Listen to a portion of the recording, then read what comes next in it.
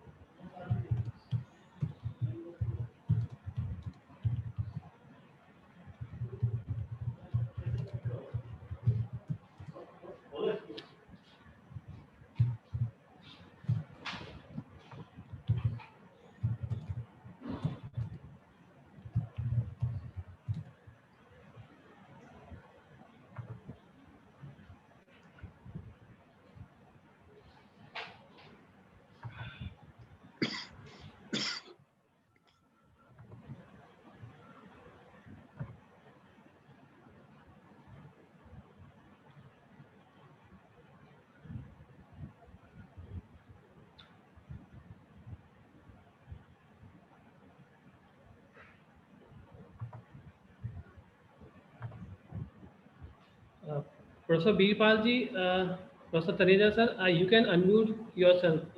You are now host. Professor Anil Malik, Professor Dr. Geetanjali. Yes, Dr. Updesh. Welcome all. रेजा जी आ गए क्या? Sir जुड़ गए हैं, उपदेश सर जुड़ गए। जी जी।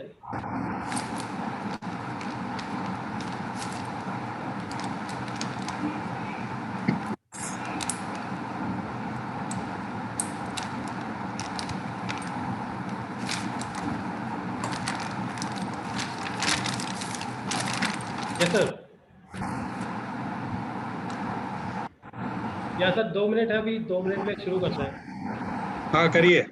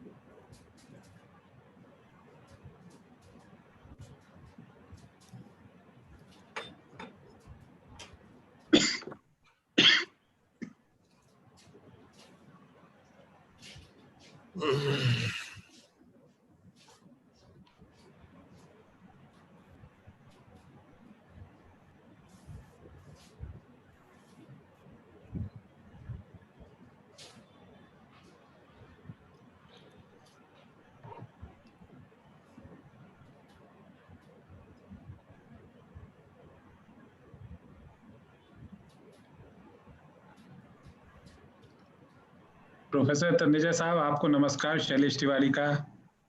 हाँ नमस्कार जी, नमस्कार। So now it's 4 o'clock and Taneja जी नमस्कार, मैं अविनाश खरे। हाँ नमस्कार खरे साहब, नमस्कार। तो सभी should we start now? हाँ शुरू करें। Okay, so welcome you all. Myself Dr. Updesh Verma, the coordinator of NEEB and organizing secretary. So कोई भी अच्छा काम शुरू करने से पहले हम सरस्वती वंदना से स्टार्ट करते हैं। तो now we are starting Saraswati Vandana.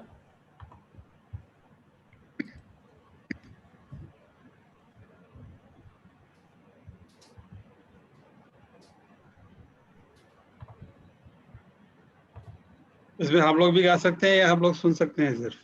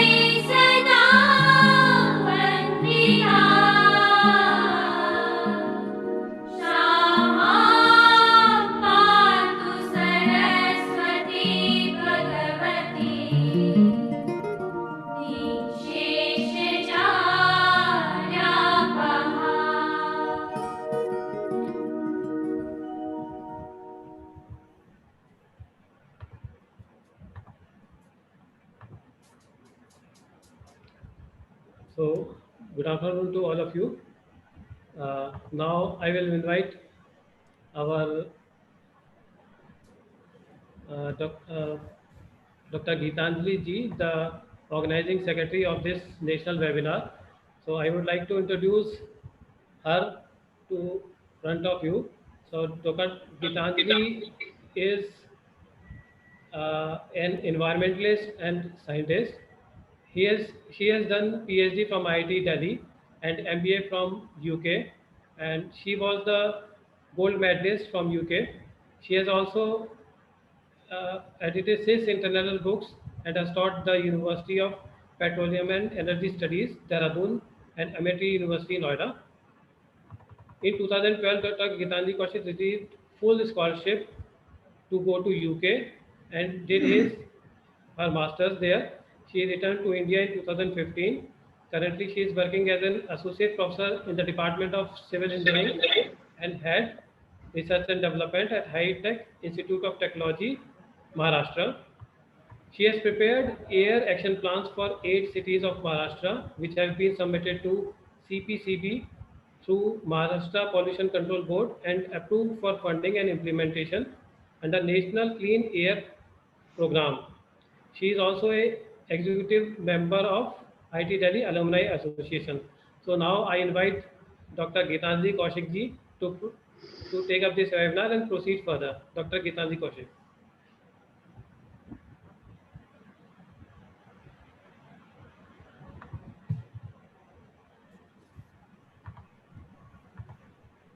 Dr. Geetanjali Kaushik, you can unmute yourself. Yeah. Namaskar, आप सभी का स्वागत है.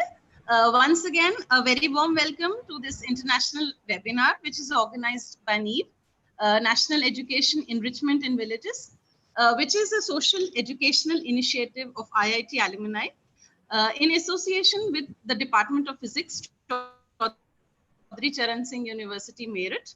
Today's theme is perspectives on scientific writing and soft skills for academicians and professionals. We are very pleased and extremely honored to have with us as chief guest, Professor Avinash Khare, Honorable VC, Sikkim Central University, and as patron, Professor N.K. Taneja, Honorable Vice Chancellor, Chaudhry Charan Singh University, Meerut, and as keynote speaker, Mr. Shailesh Tiwari, Dean, International Relations, the Libertas University, Croatia, and Dr. Ajit Kaushik, who's from Department of Chemistry, Florida Polytechnic University, USA. So today's theme is scientific writing and soft skills. So coming on to scientific writing is being able to document and communicate ideas, activities, and findings to the others. So as we all know, in today's competitive world, the person who is skilled in writing has research papers in reputed journals, has citations, which are key for obtaining grants for project proposals and also promotions. This research part is now part of the academic performance indicator, which is used for recruitment of professors and also their promotions. Coming on to professionals, a quality of the report is prerequisite for getting projects, promotions, and also for becoming project lead. Now, when we talk of soft skills basically are personal attributes which influence how well one interacts with the others. So we use these interactions and these skills each day, as we all know. For example, negotiating to win a contract, presenting a new idea, networking for a job, all these require soft skills. A very recent study by Deloitte has indicated that soft skill intensive occupations will account for 2/3 of all jobs by 2030. So in the coming future, teamwork, communications, emotional quotient, strong leadership will be crucial. So today we have very renowned and experienced panel, and they will give us more insight on these themes. I would now like to invite Dr. Updesh Verma, Assistant Professor, Physics, Government Degree College, Ghaziabad. He is the coordinator of NEEV.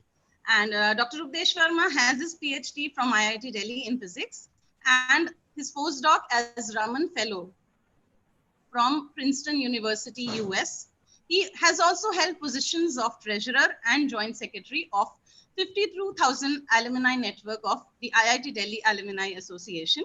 Dr. Verma has also been Senate member at IIT Delhi. He was also associated and is still being associated with iSTEM, which is an initiative of the Prime Minister's office along with IISc Bangalore. I invite him to give an overview of NEET. So, Dr. Verma, thank you. Thank you, Dr. Gitanjali ji. So, I'm going to share the initiatives which the NEET has taken in this pandemic. Also, this NEET has started. It's working from IIT Delhi with few of the IIT Delhi alumni, and the NEET is termed as National Education Enrichment in Villages, which is a social educational initiative of IIT Delhi alumni started in 2018. The office bearers of NEET is Advocate Haridat Verma ji, he is the president, Professor Birpal Singh, vice president, Shri Rajan Vashe ji, who is a chief DGM at NTPC, is the vice president, Dr. Gitanjali Kaushik, secretary, Professor Anil Kumar Malik, treasurer, Dr. Vijay Kumar Tiwari, principal at Government Degree College, Sukroli, and myself, Dr. Uptesh Verma. So the main aim of NEET is to empower every Indian by enriching them with quality education in villages, slums, and tribal areas. This is the main aim of NEET. And vision is, if the poor cannot come to education, then education must go to them. This is our vision. And rightly, the mission, make every Indian educated, aware about duties and rights, make India and its people self-reliant. This is the motto of our NEET, and to make every citizen educated. These are the some initiatives which we have taken in the pandemic duration. So this is a COVID relief work which we have done by distributing the mask, which is made by IIT Delhi alumni, and this is a triple layer mask, and we have freely distributed all this coronavirus, the poor and needy peoples in Gurgaon, Shamli, Hapur, Meerut, and other places also.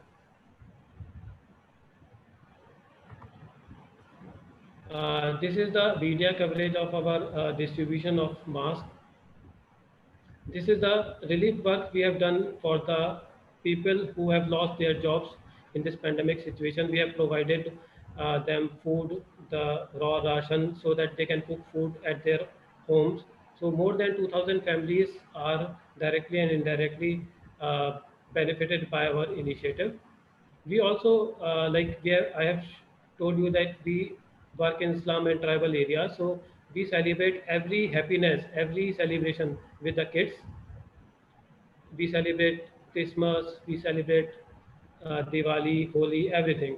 We also have some uh, programs like Learning While Doing, in which a team of IT alumni came from Chandigarh for 2 days, and they teach the students, the poor, the slum students, the villages students, how to make small robots by, like, from toothbrush, and how, what is the physics behind this making of bubbles. So by these things, the kids, small kids, gets uh, more affection towards the skills, towards the knowledge. Like, they also have to read and write themselves. So these are the pictures in which the little kids playing and learning the new things. We also do plantation and quizzes. These are the pics from the village areas in which we have organizing the classes, NEET classes, and in which several students are taking part. We also do shoe distribution, bag distribution, stationery distribution to the needy and poor kids, so that the overall enhancement of knowledge can be taken place. We also organize summer camps. This is the summer camp, and also I can show you a short clip.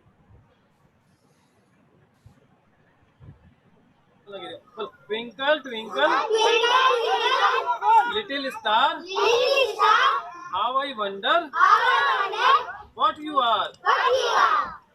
और फिर उसके बाद up above the, आप बोलो up above the World so high, like a diamond in the sky. चलो ताली बजाओ सब लोग.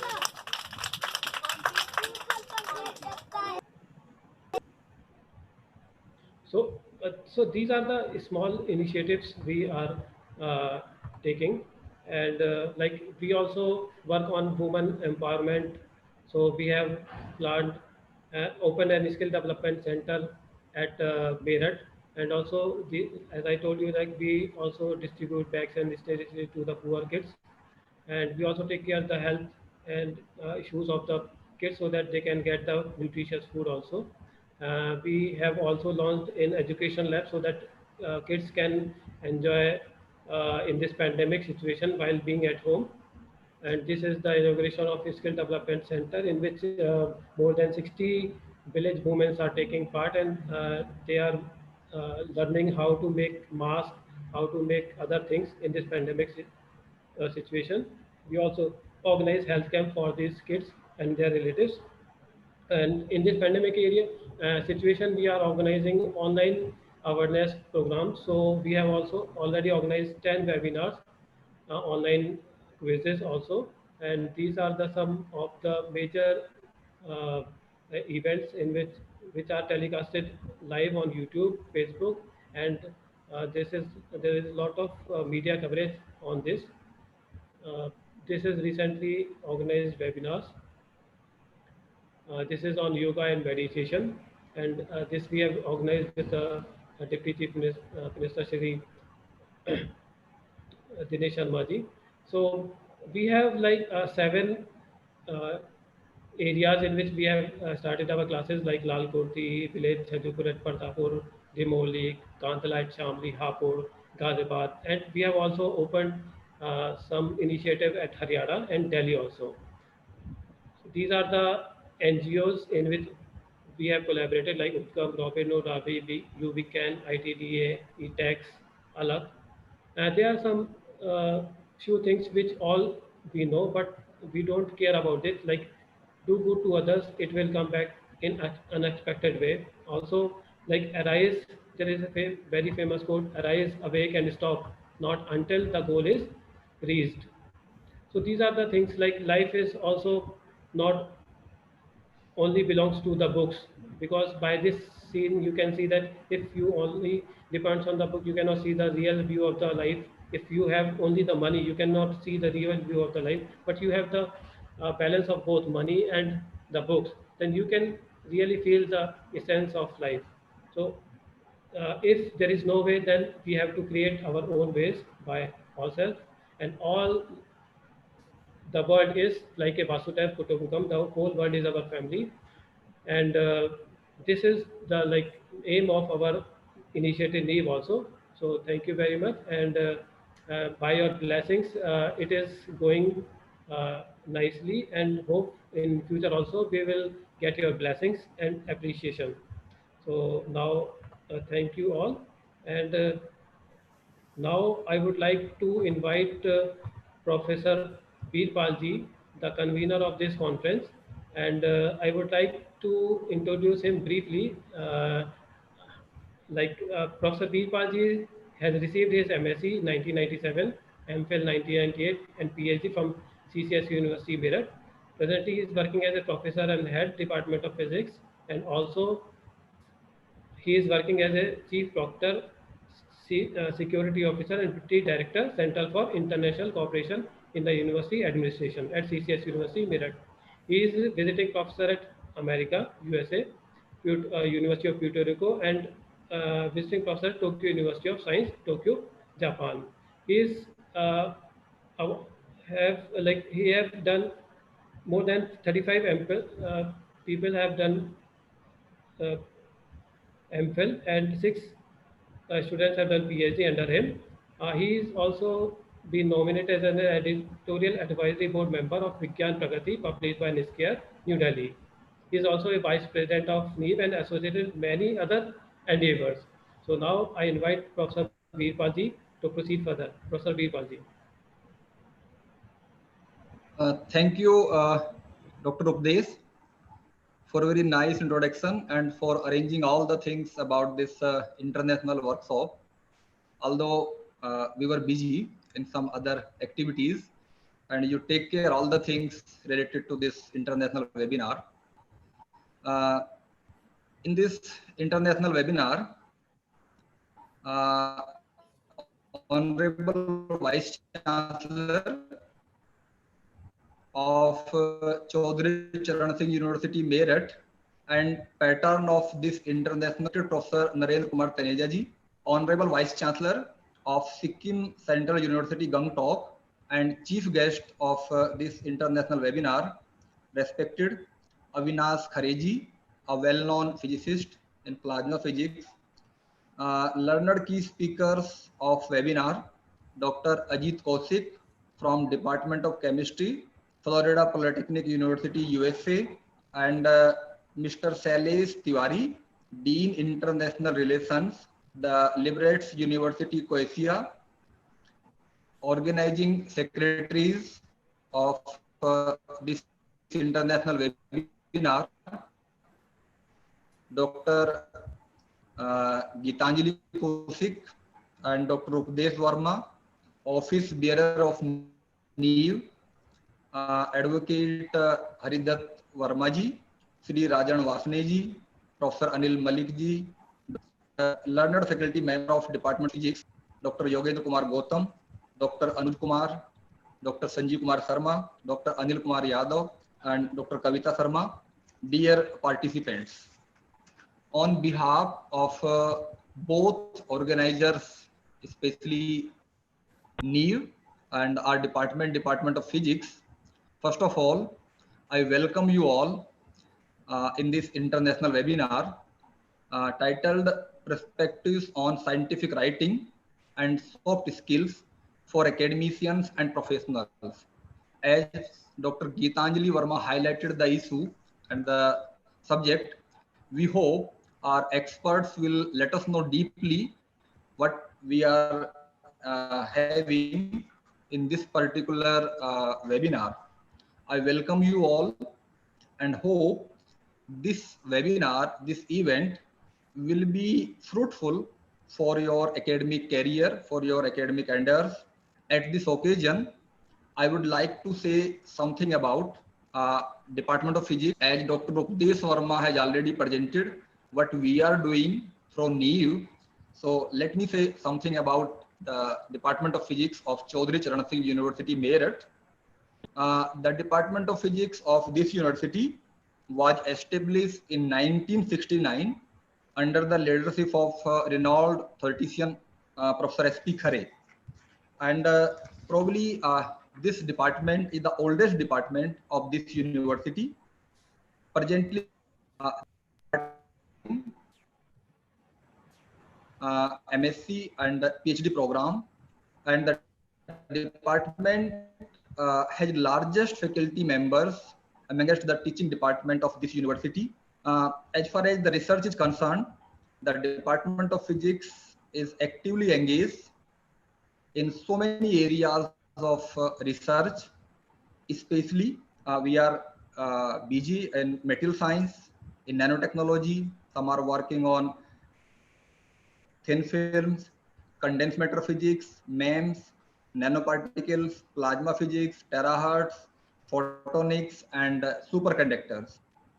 And the growing international reputation of this department has enabled us to collaborate, to join as a collaborator abroad as well as in India, as we have number of collaborations university, especially with Tokyo University of Science, Tokyo University of Science, Japan, and University of Puerto Rico, Mayagüez, and many more. And in India, we have collaboration with IUAC, New Delhi. We have very good research collaboration in with IIT Roorkee, with NPL, etc. And recently, the Department of Physics has completed DST first phase of granted amount approximately 2 crores. At present, 2 research major projects are undergoing in the department that are funded by SARB and DHR ICMR. Presently, Department of Physics has state-of-art research facilities. We have departmental library. with high-speed internet. We have online virtual laboratory using LabVIEW. We have scanning tunneling microscope. We have scanning probe microscope, AFM for material characterization. We have micro and class 1000 clean room facility for micro and nano fabrication. And in addition to that, we have a computational facility in our department. So that was all about the Department of Physics, who is the organizer with NEEV of this international webinar. Words, I again invite organizing secretary of this webinar, Dr. Updesh Verma, for further proceedings of the webinar. Thank you very much, sir. So it's our great pleasure to have the dignitaries with us. And now I am pleased to invite Professor Avinash Khare, sir. And I wish to introduce him in front of you all, though he does not require any introduction as he is a world-renowned scientist. We all are very fortunate that in spite of very busy schedule, he has given us time and will bless us today with his kind words. Few things I wish to say about him.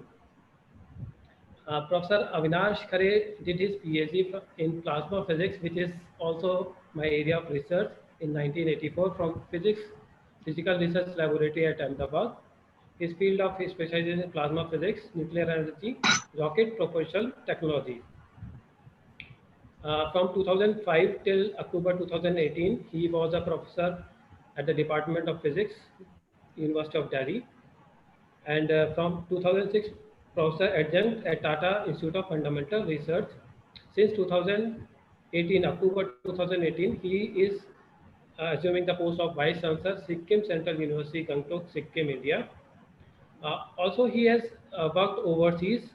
From 1986 to 89, he worked at University of Oxford, UK. From 2003 to 2004, University of Columbia, New York. And from 2006 to 8 at Riverside, University of California, Riverside, USA. And from 2008 to 2018, he was a visiting scientist, research professor at University of Alabama, Hudson Valley, USA. His H index is 35, journals publication more than 200 international refereed journals, including Physical Reviews Letter, which is like top research publications in physics. And he is a principal investigator of NASA heliospheric physics also. And he has did consultancy at Indian Space Research Organization from 2009 to 2010 on thruster technology. He has got numerous awards, like he is a fellow of Indian National Science Academy, INSA. He is a fellow of NASI, Allahabad. He is a fellow of Indian Academy of Sciences, Bangalore.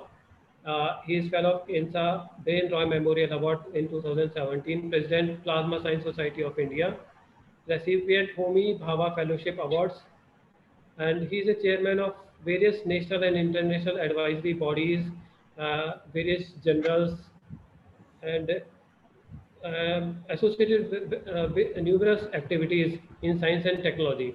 He has a vast experience in administrative area. And now I invite Professor Avinash Khare, BC Sikkim Central University, Gangtok, to shower his blessings and share his words of wisdom and encouragement. Professor Avinash Khare, sir.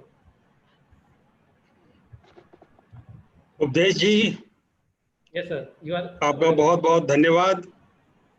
आपने इतना ओजपूर्ण introduction जो है मेरे लिए दिया, उसके लिए मैं आपका बहुत बहुत धन्यवाद कहता हूँ. कुछ भी बोलने के पहले मैं माननीय तनेजा जी, जो कुलपति चौधरी चरण सिंह यूनिवर्सिटी की कुलपति हैं, उनको मैं नमस्कार बोलना चाहूँगा. तनेजा जी नमस्कार. नमस्कार. मैं आपसे अनुरोध आपका बहुत बहुत धन्यवाद करना चाहूँगा कि आपने मुझे यहाँ पर बुलाकर ये इस वेबिनार में भाग लेने का मौका दिया है. उसके लिए आपका बहुत बहुत धन्यवाद. और आपसे अनुरोध है कि जब कभी आपको वक्त मिले, कुछ खाली समय मिले, तो आप सिक्किम यूनिवर्सिटी जरूर पधारिए यहाँ पर. जब भी आपको मौका मिले आपका इंतज़ार रहेगा, आपकी प्रतीक्षा रहेगी। इसके साथ में उपदेश जी जो है, आपका धन्यवाद कहना चाहूँगा कि आपने ये वेबिनार जो आयोजित किया और उसमें मुझे बोलने के लिए आमंत्रित किया, इसका आपके लिए बहुत बहुत धन्यवाद। शैलेश तिवारी जी, अजीत कौशिक जी, अनुज और अनुज कुमार, अन्य वक्तागण, प्रोफेसर बीरपाल सिंह, आप सब लोगों का धन्यवाद।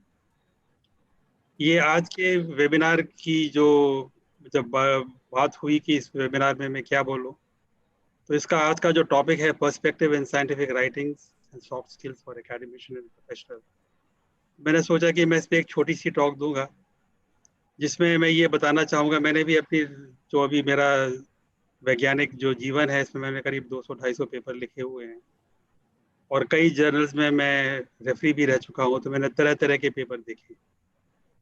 वो किस तरह से पेपर लिखते हैं, किस तरह से लिखना चाहिए, किस तरह से नहीं लिखना चाहिए, इस सब का अनुभव मुझे थोड़ा बहुत इस काल में हुआ है। तो मैंने सोचा कि ये अनुभव जो मेरे पास में जो है, उसको मैं आपके साथ बांटना चाहूँगा। तो ये एक छोटी सी टॉक मैंने बनाई हुई 10 मिनट की है। इसमें मैं किस तरह से पेपर, एक साइंटिफिक पेपर लिखना चाहिए, how to write a good scientific paper, इस पर एक 10 मिनट की छोटी सी टॉक है। मैंने सोचा कि ये इस वेबिनार के लिए उपयुक्त बहुत ही ठीक रहेगी। तो ये टॉक प्रस्तुत है, टाइटल है how to write a good scientific paper. तो अगर तनेजा जी आपकी अनुमति हो तो मैं इसको टॉक को लेके आगे बढ़ूं। बिल्कुल जी, बिल्कुल। धन्यवाद जी। Scientific research demands precision. Scientific writing should reflect this precision in the form of clarity. Unfortunately, a glance at almost any scientific journal will reveal that the above stated ideal is often not attained in the real world of scholarly publication. Indeed, many of the accusations of non-scientists of obscurity and elitism within scientific community probably originate in the sad fact that many scientists are not capable of expressing their hypothesis and conclusion clearly and simply. Fortunately, much of the confusion can be eliminated if writing is considered part of the pretentiousness. In practical terms, the first of these two suggestions implies that as much effort and consideration should be given to the organization of the paper as was given to the execution of the study. And the second implies that the writer should employ crisp sentences, not cluttered with excess verbiage. The purpose of this brief talk is to help you to achieve your goals of writing a reasonably good paper. This argument may seem more compelling if you look at it in terms of money. Much is spent to perform research, and the publication is the distillate of that expensive work, all that will survive and communicate what was learned. Moreover, the scientist pays to have paper published nowadays, currently approximately $50 per page for many international scientific journals. If the content is not clear, the research will be lost and the money spent to perform will be wasted. If the text is verbose, author will pay dearly in terms of page charges. In particular format and style adopted for given paper depends upon both the nature of the report and the journal or the publication in which the paper is to be published. Normally, all journals publish instructions to authors annually in one of the issues. In other words, there is often more than one correct way of doing something depending on your intentions. However, the purpose of the present talk here is straightforward and intuitively simple. Here I will give some advice on details of organization, section heading, and other aspects of paper writing, which will help to write a reasonably good paper. I'm not saying fantastic paper, reasonably good paper. The scientific paper has following elements. It has a title, has an abstract, has introduction, method, results, and discussion. I'll very briefly, I'll touch upon these and try to say what should be done in these various aspects of paper writing. The actual word introduction, method, etc. are used to head the section of your paper. Begin a new page for each section. So a section should not begin in the middle of the page. Try and stick to this rule that whenever you start a new section, begin with a new page. Tables and figures are to be placed at the end of the text. So title. The title of the paper should contain these three elements: the name of the system studied, second, the particular aspect studied, and third, the variable manipulated. So for an example, for instance, suppose that the title is the effect of temperature on crystallization of salt. Then in this title, salt is the system which is studied, crystallization is the aspect which is being studied, and temperature is the variable which is being manipulated to study this system. So the title is the effect of temperature on crystallization in salt. But there's no rigid rule here. You can play with these words here. You can retitle it by saying, does temperature affect salt crystallization? You can give a title like this. It will come with a question mark, but no problem. You can give various kinds of titles, and by manipulating and juxtaposing temperature, crystallization, and salt, all that will be fine. So that is about the title. It should have these three elements. Next, we move on to introduction. So first thing to note about introduction is that it's a description of nature of the problem and current state of knowledge or understanding at the beginning of the investigation, basically background. Second, a statement of the purpose, scope, and general method of investigation in your study. And third, hypothesis and predictions. So one thing which I have often seen is, जब भी paper देखता हूँ, जो लोग paper लिखते हैं, वो शुरू करते हैं और वो बहुत टाइम लगाते हैं कि फलाने ने ये किया, ढमाके ने ये किया, और फलाने ढमाके में ही उनका बहुत सारा टाइम निकल जाता है. This is not to be done. Do not get lost in reviewing background information. Remember, introduction is meant to introduce the reader to your own research, not summarize and evaluate all past literature on the subject. अगर ऐसे करेंगे तो हर paper जो है physics में Newton loss के साथ शुरू होना चाहिए, पर वो जरूरत नहीं है. इस फलाने ने ये किया और ढमाके ने ये किया, इस बताने की इतनी कोई खास जरूरत नहीं है. आप अपना काम बताइए और उससे रिलेटेड जो दूसरों ने जो काम किया वो बताइए. Then we move on to the method. The function of the section is to describe all experimental, computational, and theoretical procedures, including controls. So nowadays, if I see around, papers are either experimental, there are papers which are purely computational and simulation based, or there are papers which are completely theoretical based. Whenever you write a paper which belongs to any of these categories, you should clearly specify the procedures. It could be experimental, it could be computational, it could be theoretical. This procedure should be described. Explain why each procedure was done. What variables were you measuring and why were you measuring if you were doing an experiment? Second, experimental procedure and results are to be narrated in the past tense. This is important. I have often seen people not doing it. So when you are describing procedures, that should be in past tense. That I did this, I did that, I found this, I found that, etc. On the other hand, conclusions are always in the present tense. What was discovered was this. I found that this is the result or that is the result. So conclusions are always in the present tense, while description of experimental procedure and results are always narrated in the past tense. Third, mathematical equations and statistical tests are considered mathematical methods and should be described in this section along with actual experimental work. So mathematical equations, statistical tests, they should all come as a part of methods. Fourth, use active rather than passive voice when possible. So one should always use active voices rather than passive. For instance, always use a singular word I rather than plural we when you are the only author of the paper. I've seen many papers where there's only one author, but he uses we. I don't think that is correct. You should use I, singular. Throughout the paper, avoid contractions, like use of didn't, don't, things like that. That is to be avoided. Instead of writing didn't, write did not. Instead of writing don't, write do not, etc. So don't use contractions, use full words. Fifth, if any of your method is fully described in previous publications. So many times when we are writing a paper, we are describing methods which have already been published earlier. So if there is a situation like this where you are supposed to describe what has been done earlier, you can simply cite instead of describing that procedure again in your paper. Simply give the reference that this has been done and the reference is this. Instead of again re-describing that paper, re-describing that method in your paper and wasting the space in your paper. Simply give the reference. Then results. Data may be presented in figures and tables, but this may not substitute for verbal summary of the findings. verbal summary of the finding is always more desirable than, than figures and tables. The text should be understandable by someone who has not seen your figures and tables. So suppose you have a text and then there are figures and tables. The text should be such that it should be understood even by those who have not looked at figures and tables. So all results presented, including those, and the other thing is you should present all the results, including those which do not support your hypothesis.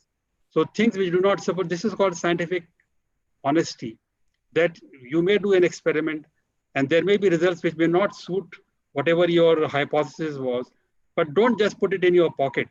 Just go ahead and report it. That is what scientific honesty is all about. For instance, I can give you a very simple example of this.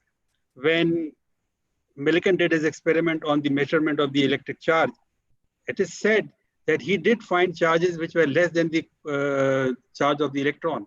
So he was probably, discovering subelectronic charges. He reported that. It did not support the idea, his hypothesis that electron carries a fundamental charge. But he did not hide that fact. He reported that there were fractional charges which were less than the charge of the electron. That is what is called scientific honesty. Second, statement made in the text must be supported by the results contained in the figures and table. So whatever you say in the text should be supported and should be seen and should be substantiated by your figures and table. And third, the results of statistical tests can be presented in parentheses following verbal description. Then discussion. The function of this section is to analyze the data and relate them to your studies. To analyze means to evaluate meaning of your results in terms of the original questions or hypothesis and point out their physical significance. The discussion should contain at least one, the relationship between results and the original hypothesis, whether they support the hypothesis or they cause it to be rejected or modified. So you should be clear about this. Discussion should contain all this. This is what my hypothesis is.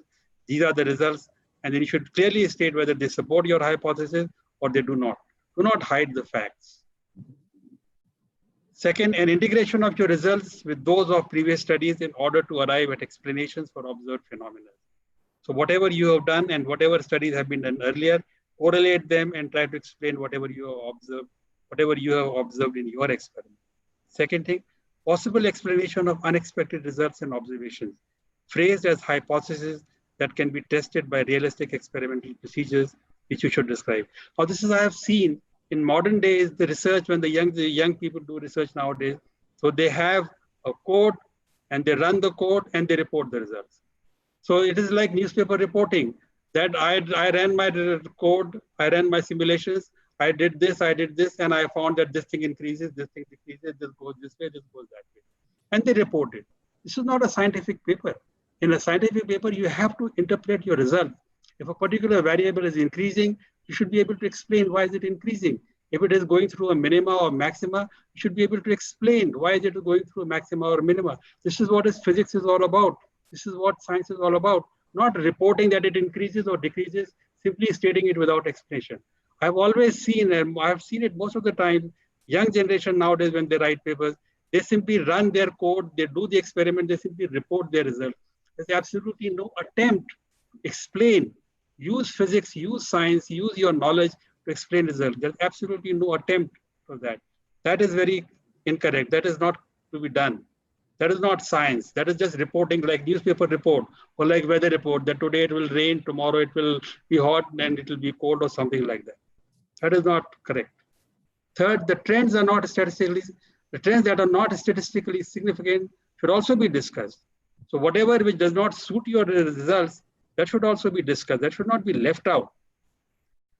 And in the end, the discussion must contain a summary of your principal points, which you want the reader to remember. And lastly, tables and figures.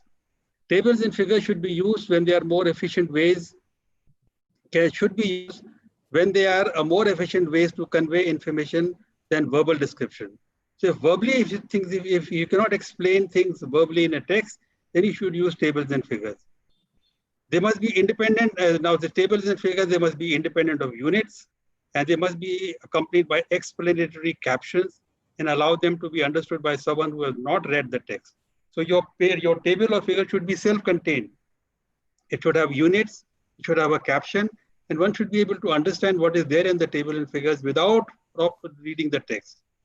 Do not repeat the text, in the text, the information in the tables and figures, but do cite them with a summary statement when that is appropriate.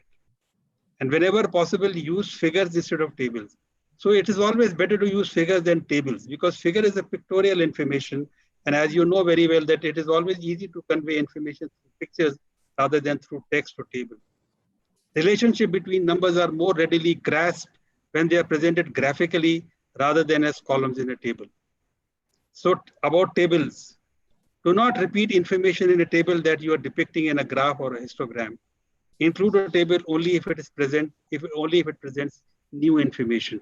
Second, it is easier to compare numbers by reading down a column rather than going across a row. So therefore, list sets of data you want your reader to compare in a vertical form.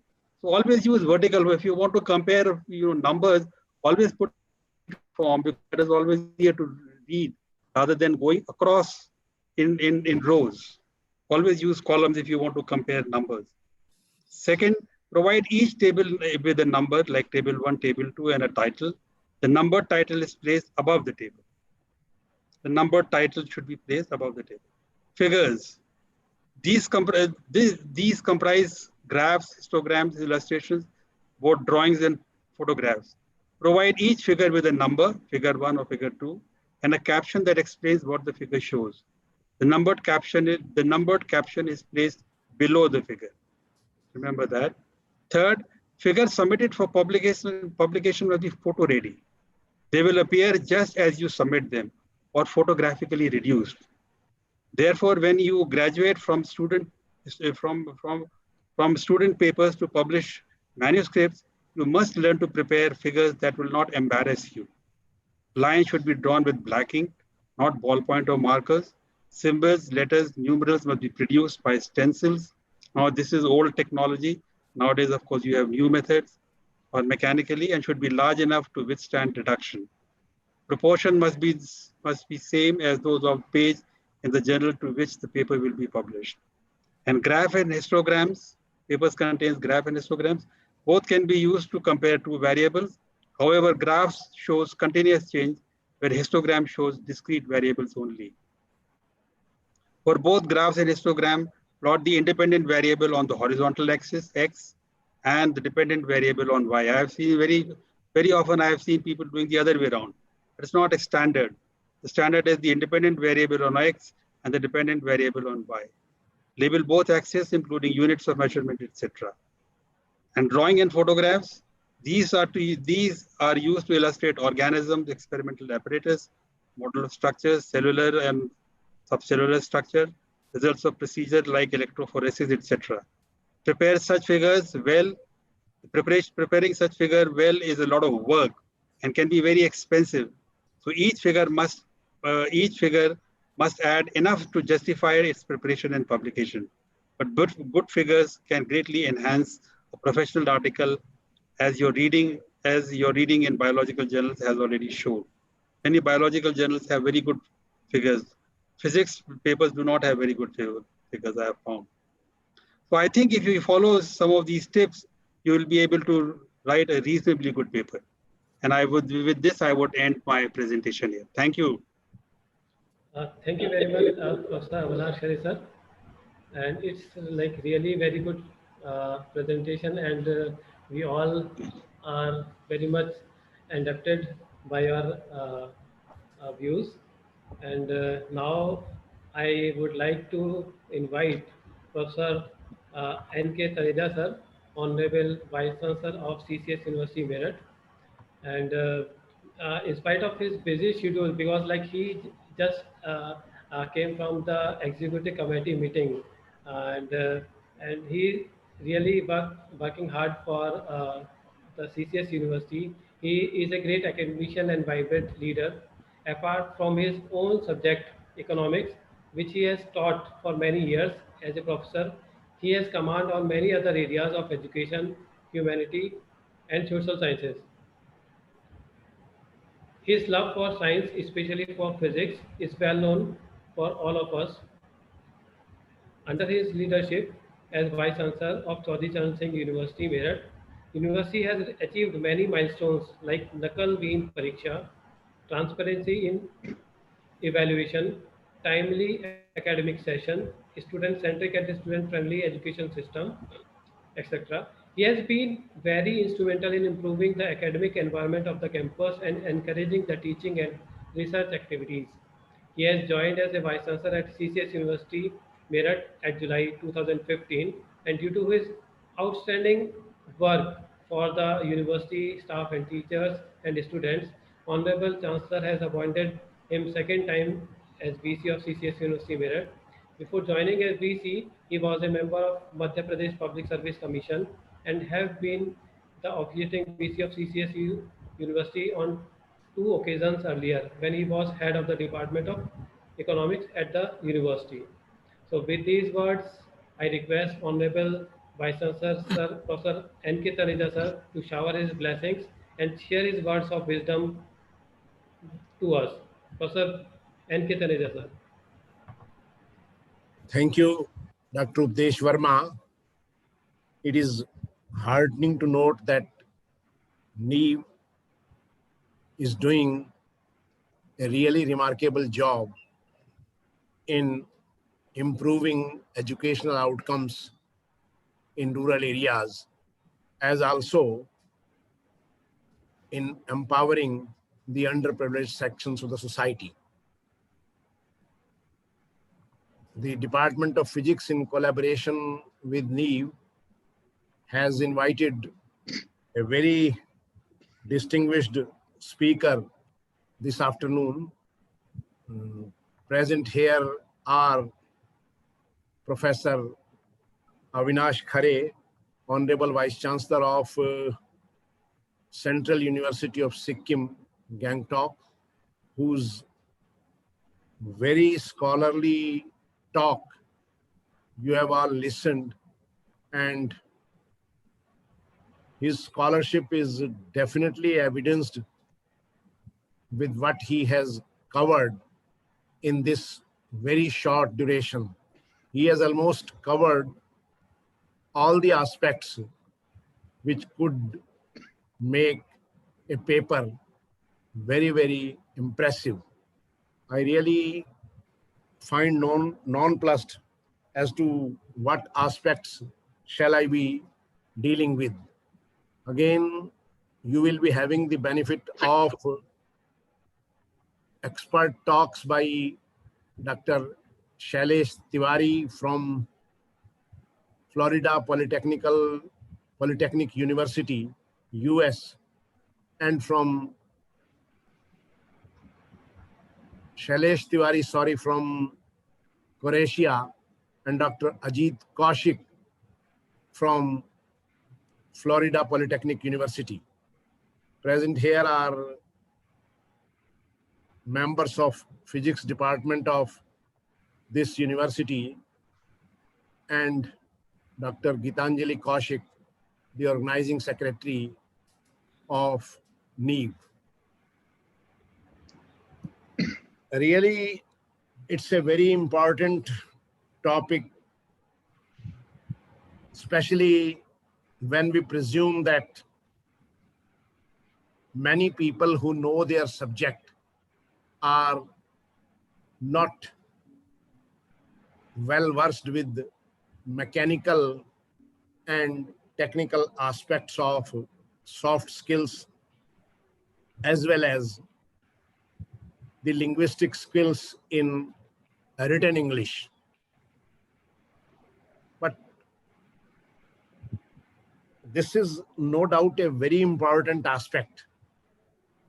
Most fundamental aspect is the quality of knowledge that you are going to produce by way of your research.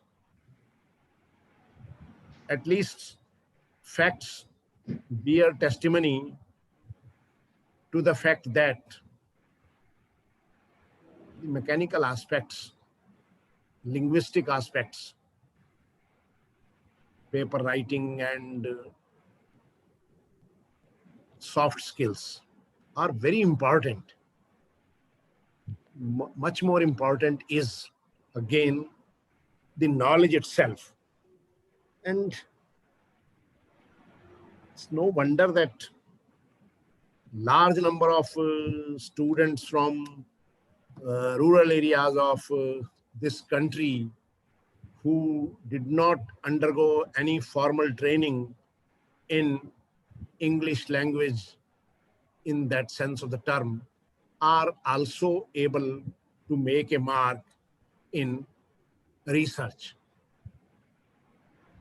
But again, these soft skills matter, and there is definitely an economic sense to it. The manner in which Professor Avinash Khare has presented his point of view is remarkable, in as much as he has outlined both the aspects. He has not underlined merely the technical or mechanical aspects. His every word was measured, and every point definitely conveyed the sense that it is again the research quality, the quality of the results that you are producing will definitely be justifying the methodology employed by you.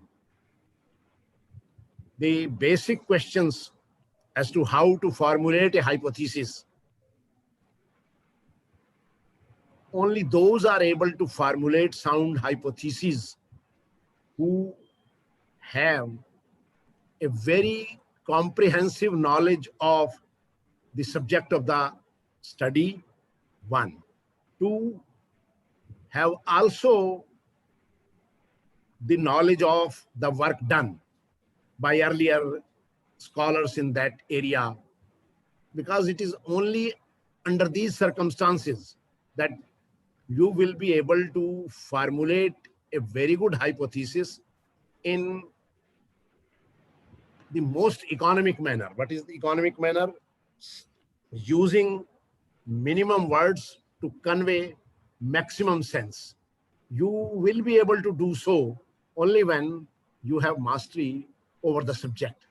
The techniques of analysis that you employ, again, call for a lot of involvement in the technical aspects of research methodology as to what are the various data analysis techniques. Nowadays, good number of researchers make use of such techniques as are not in any way mastered by them. The complete mastery is a myth, but certainly just making use of software packages to arrive at some numerical results is disastrous. Without knowing in details the assumptions of different methods, we will not be able to interpret our results in a scientific manner. The role of assumptions is so important that in our own subject of study, George J. Stigler bagged Nobel Prize in economics in 1972 when he was professor of economics at Chicago University. And while explaining to his students the law of diminishing returns in production, he cited an example that this law is definitely scientific in as much as assumptions are not only relevant but highly essential to any scientific endeavor, to any scientific finding. He said that even the famous law of gravitation cannot be understood, cannot be interpreted, cannot be grasped without taking into account the assumptions underlying it, that a freely falling body will do so under constant gravity, under constant force, is applicable, is true only when the body falls free. But if the body is in the tub of molasses, it will not come down with a constant rate of acceleration, that is force of gravitation. So as a true scientist, we should be explaining as to what are the assumptions under which the research is being carried out and to what extent the findings will be valid and will be applicable. Secondly, none of the scientists should harbor the belief that I have made this prediction. Technically speaking, these are not predictions, these are projections. These are only estimates being made under certain circumstances. All of us keep on applying statistical techniques and tests of significance. We know that the level of significance at which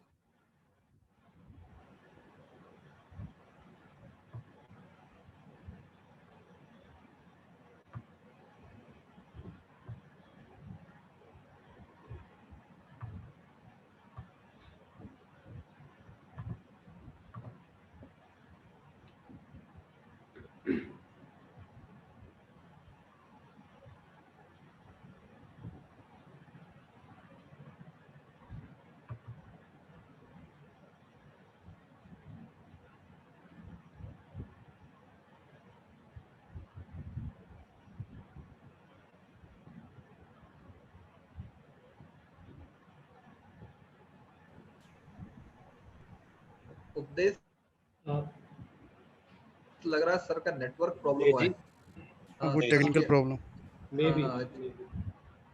think there is some network problem.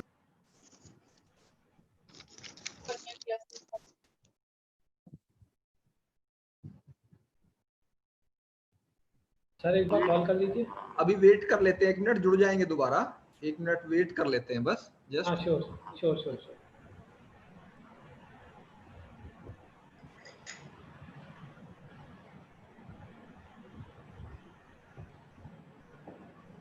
Doctor साहब नमस्कार.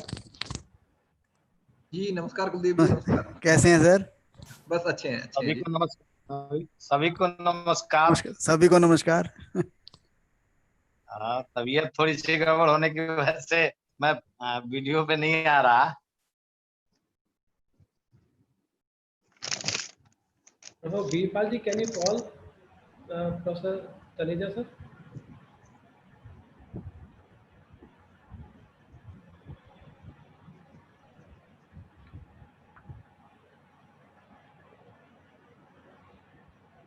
बहुत अच्छी चल रही थी session Taneja sir का.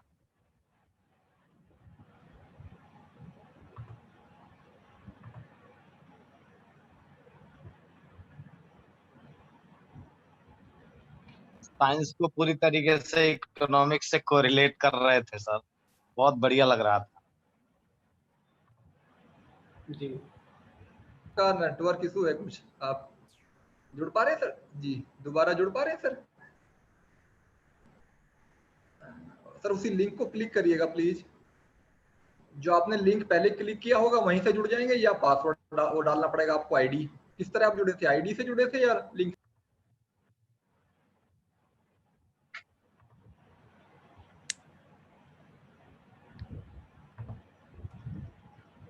उपदेश जी sir देख रहे हैं, अभी जुड़ने की कोशिश कर रहे हैं. ठीक है श्योर.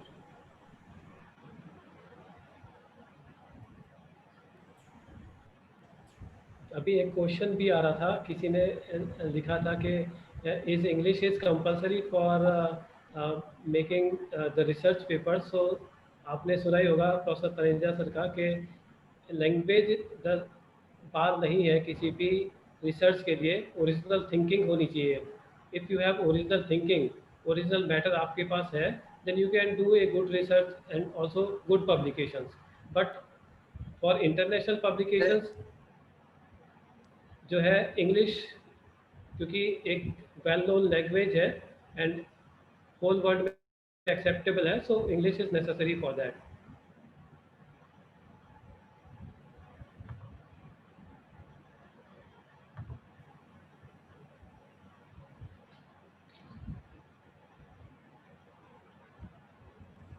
जुड़ गए सर, जुड़ गए दोबारा. ओके सर, ओके ओके, मैं करता हूँ जी.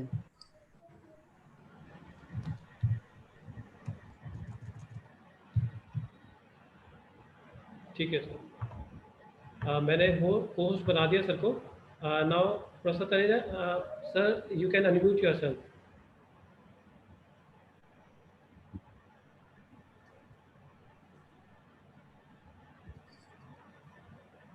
Thank you, Dr. Updesh.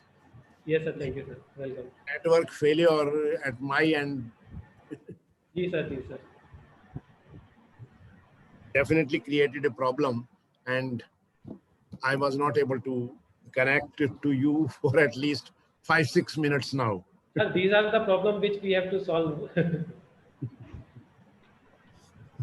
So yes, I think in solving the problems of this magnitude, soft skills or for that matter, linguistic skills are not of great avail, not of great help. However, I don't want to undermine the importance of the topic that you have chosen. In many cases in life, it is always your presentation skills which matter. But for scientists like Professor Avinash Khare and others of his caliber, it is always the knowledge which makes them stand ahead of others. And I am sure we in this seminar will not only be able to complement our capabilities in these mechanical and technical aspects, but shall also be remaining focused on real aspects of research, which are arousing our inquisitiveness, developing critical skills, comprehending and trying to seek answers to those questions in terms of well-established methodology of scientific exploration. I would not like to stand between you and the experts in this area. I am really thankful to all of you for having borne with me even during the moments when I was not connected with you. Thank you all. Thank you very much sir. आपने बड़ा ही संक्षेप में और बड़ा अच्छी तरीके से जो नॉलेज के बारे में बताया कि अगर रियल नॉलेज है तो लैंग्वेज पार नहीं होती है. And thank you very much for your time. Now I invite doctor Geetanjali Kaushik ji, the secretary of this conference, to proceed further. Dr. Gitanjali Kaushik ji. Thank you so much, our chief guest and the very respected patron for their remarks. To start further, I would like to request Mr. Shailesh Tiwari for his keynote address. Mr. Shailesh Tiwari is the Honorary Dean, International Relations, the Libertas University, Croatia. He is also the founder director Hriday, Society for HRD, ex-member of Minimum Wages Advisory Board, Government of India. He has 30 years of global experience in employment, ranging from defense services, manufacturing, international trade, hospitality, aviation, infrastructure, media and security across India, Hong Kong, Korea, China, Japan, Middle East, Europe, UK, and US. Previous corporate role as Regional HR Director, South Asia with G4S, having business responsibility of 185,000 employees. 70 national unions and 2 international unions, one of the largest workforce representations in the industry worldwide. I would request Mr. Tiwari to deliver his keynote address.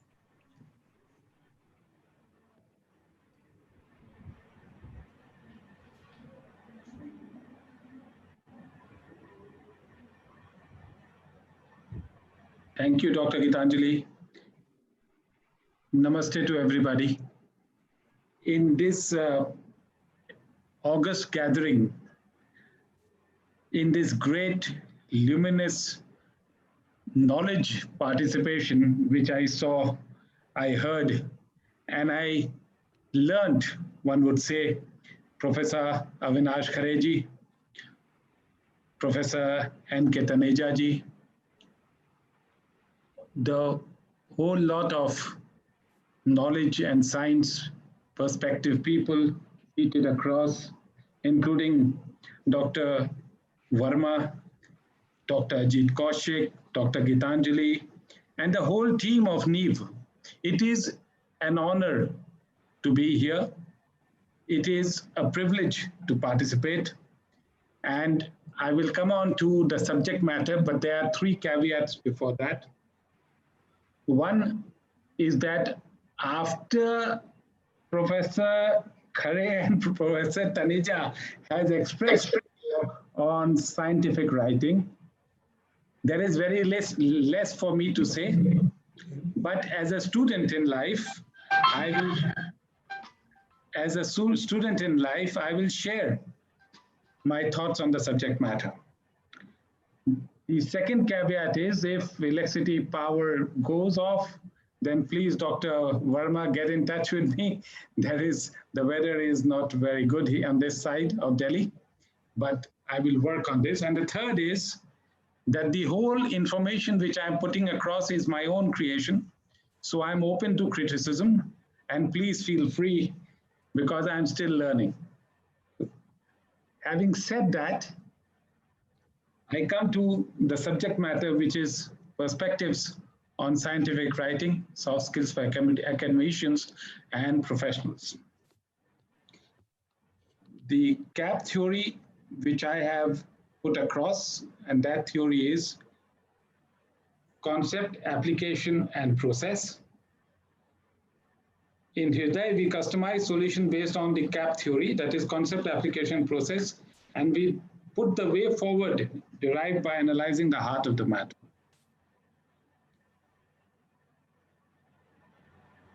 The perspectives on scientific writing, and I will come to soft skills later. So I will take on this in the 4 sessions. First, I will take on the perspectives on scientific writing. Then I will go to soft skills. Then there is a value addition, which I put across a thought for everybody. And lastly, we will come to question and answer sessions. This image that you're seeing in front of you, I hope everybody is able to see it. There is an image which has folded hands given on the left side. On the right side, those folded hands are decorated and more designed. The aspect on the left side is that whether the person is saying namaste, person is asking you to leave, person is asking you to come, because folded hands have a lot of different explanations other than saying namaste. Many times I have gone through when a person has, my father or somebody has said, folded hands means you should leave the office and go away somewhere else. The second photograph image which is there, which says folded hands, is given in terms of bangles, decorated and everything, which is more festive, more for an event. And it shows that the person is welcoming in the posture that it is giving. The concept of scientific writing is that it's a technical writing by a scientist.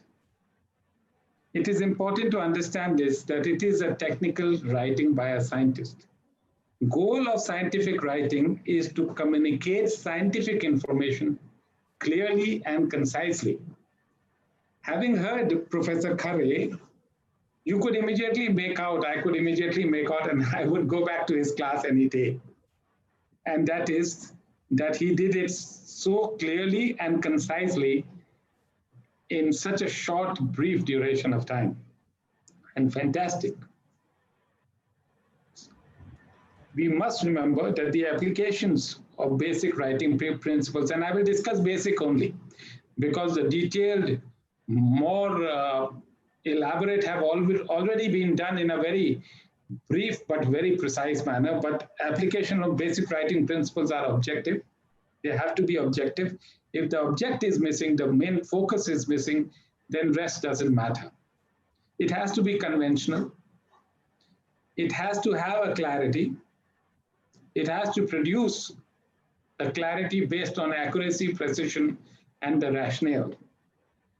Rationale behind the subject. As one says, I heard Professor Khalid, I even heard Professor Taneja on this, and the aspect was, if on one aspect the person was saying, one of the professors, I think it was Professor Taneja, he said the quality of knowledge must come on the table.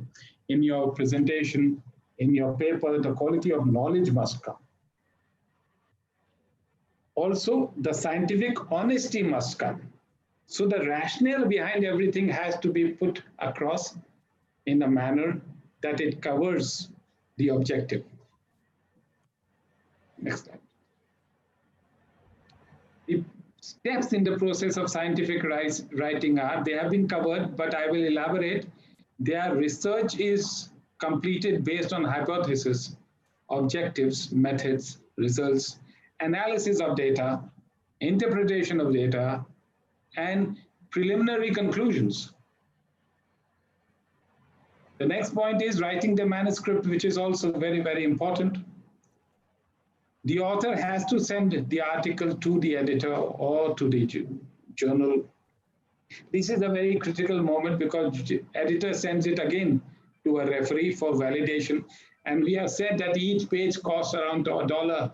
I've heard this $1.50 per page, and it becomes very expensive in case the validation by refereeing, is not good enough in terms that the person has not done hard work, original thinking has not been validated, the hypothesis has not been validated, then it goes back and it's a waste of time. And later, it's like a reward if it's not rejected, and paper is finally accepted and printed in the journal. There is a way forward, and this is how I think about it, is to get to know the realities of the field. And this is for freshers who are starting writing. That doesn't mean they are fresher scientists, but they are wanting to write forward, write their papers, is to get to know the realities of the field. Write about science, write about it, know the lingo, know the methodology, get to know it. As one says that, you have to get into the kitchen. You get to know, learn how to read like a writer. It is very important. Meet the science writers, and above all, enjoy.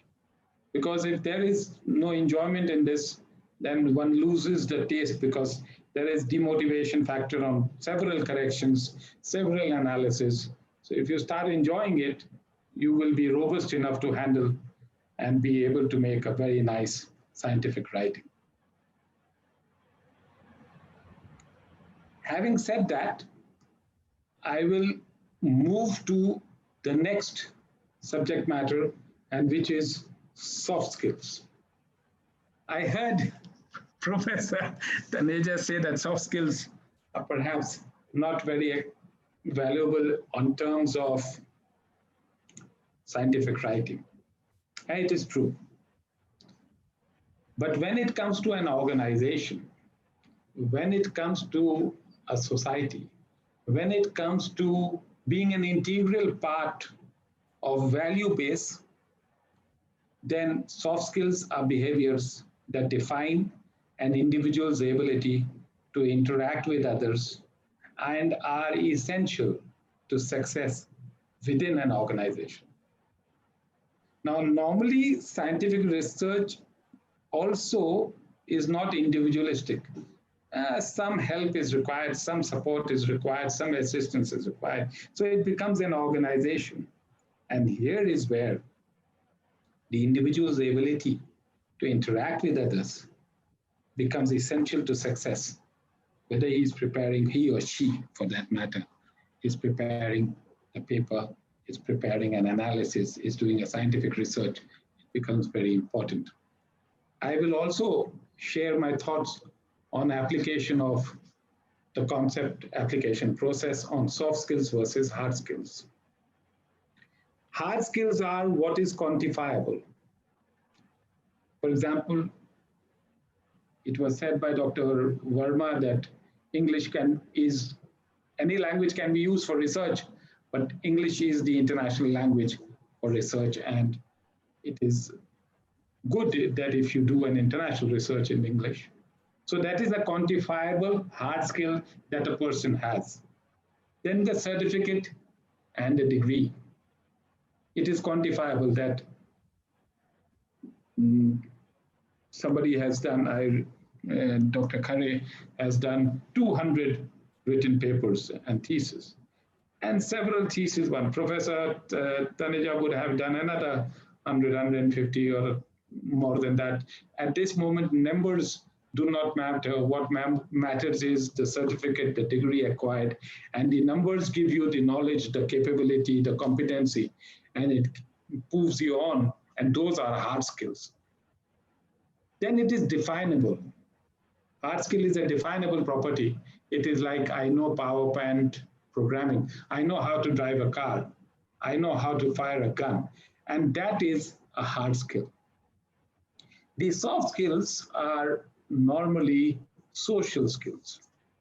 The social skills in relation to teamwork, in relation to your attitude, your integrity, your confidence, your management, your planning, problem solving.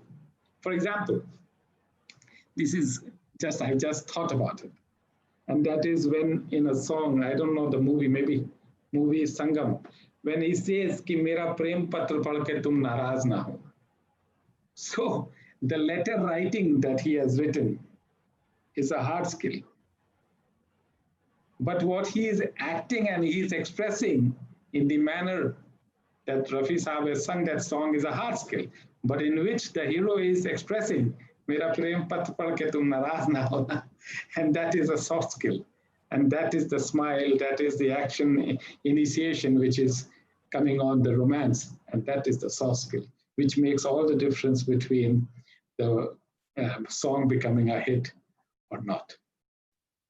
So soft skill is an essential process. I have put across 10 top soft skills of mine, which I feel they are critical and important at this moment of time.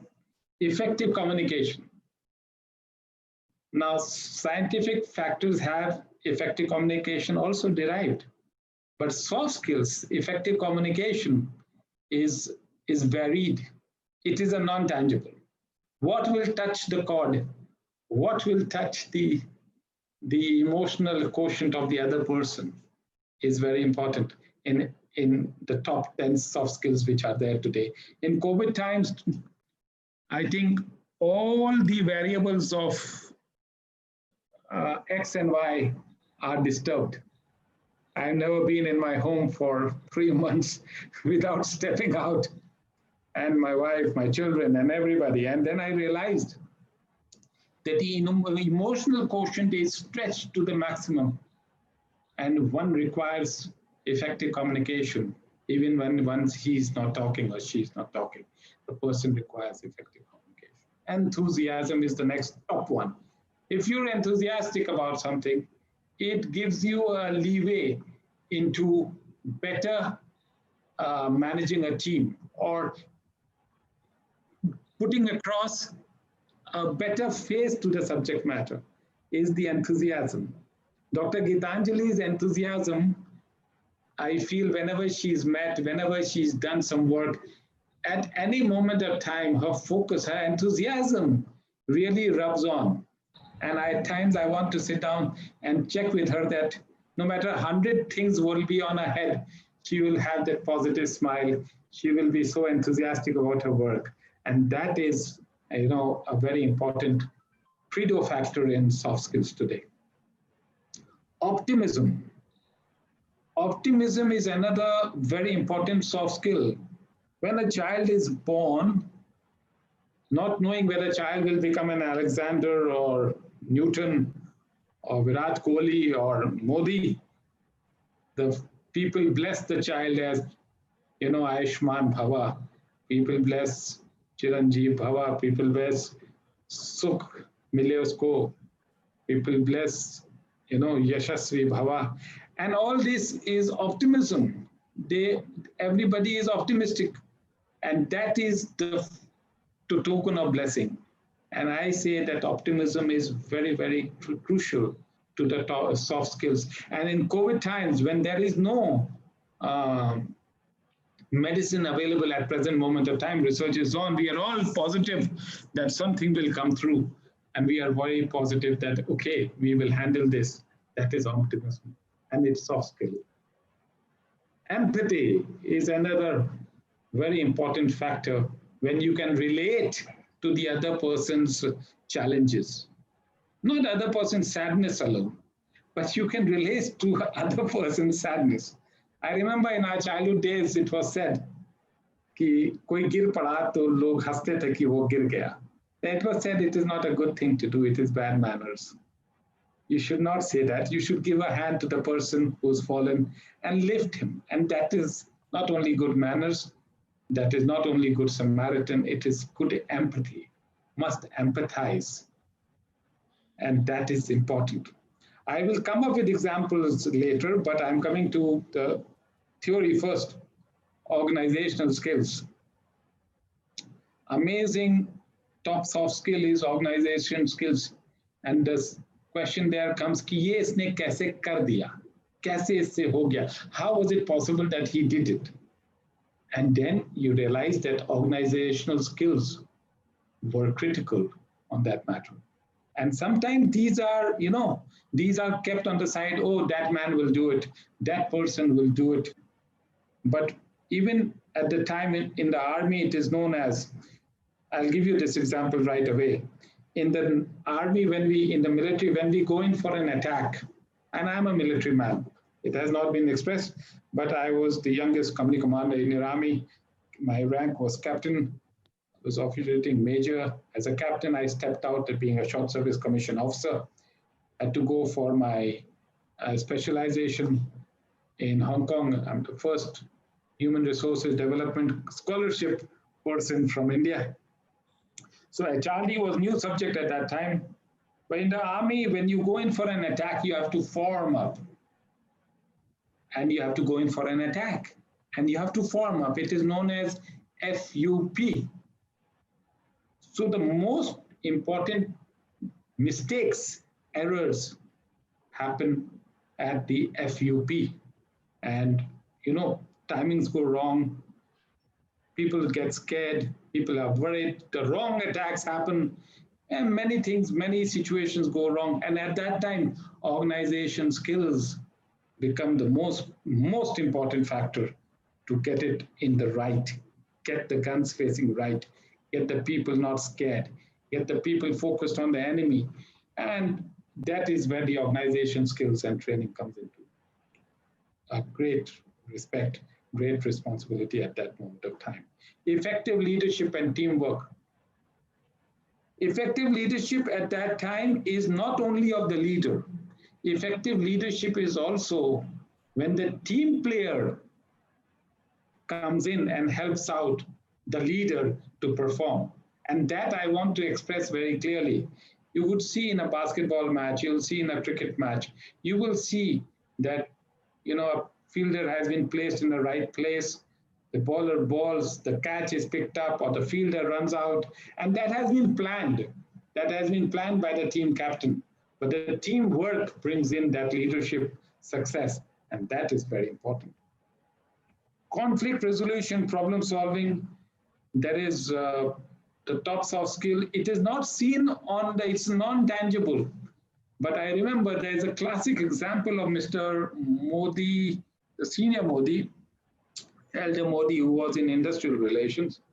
And there was a big union strike in the Tatars and things like this.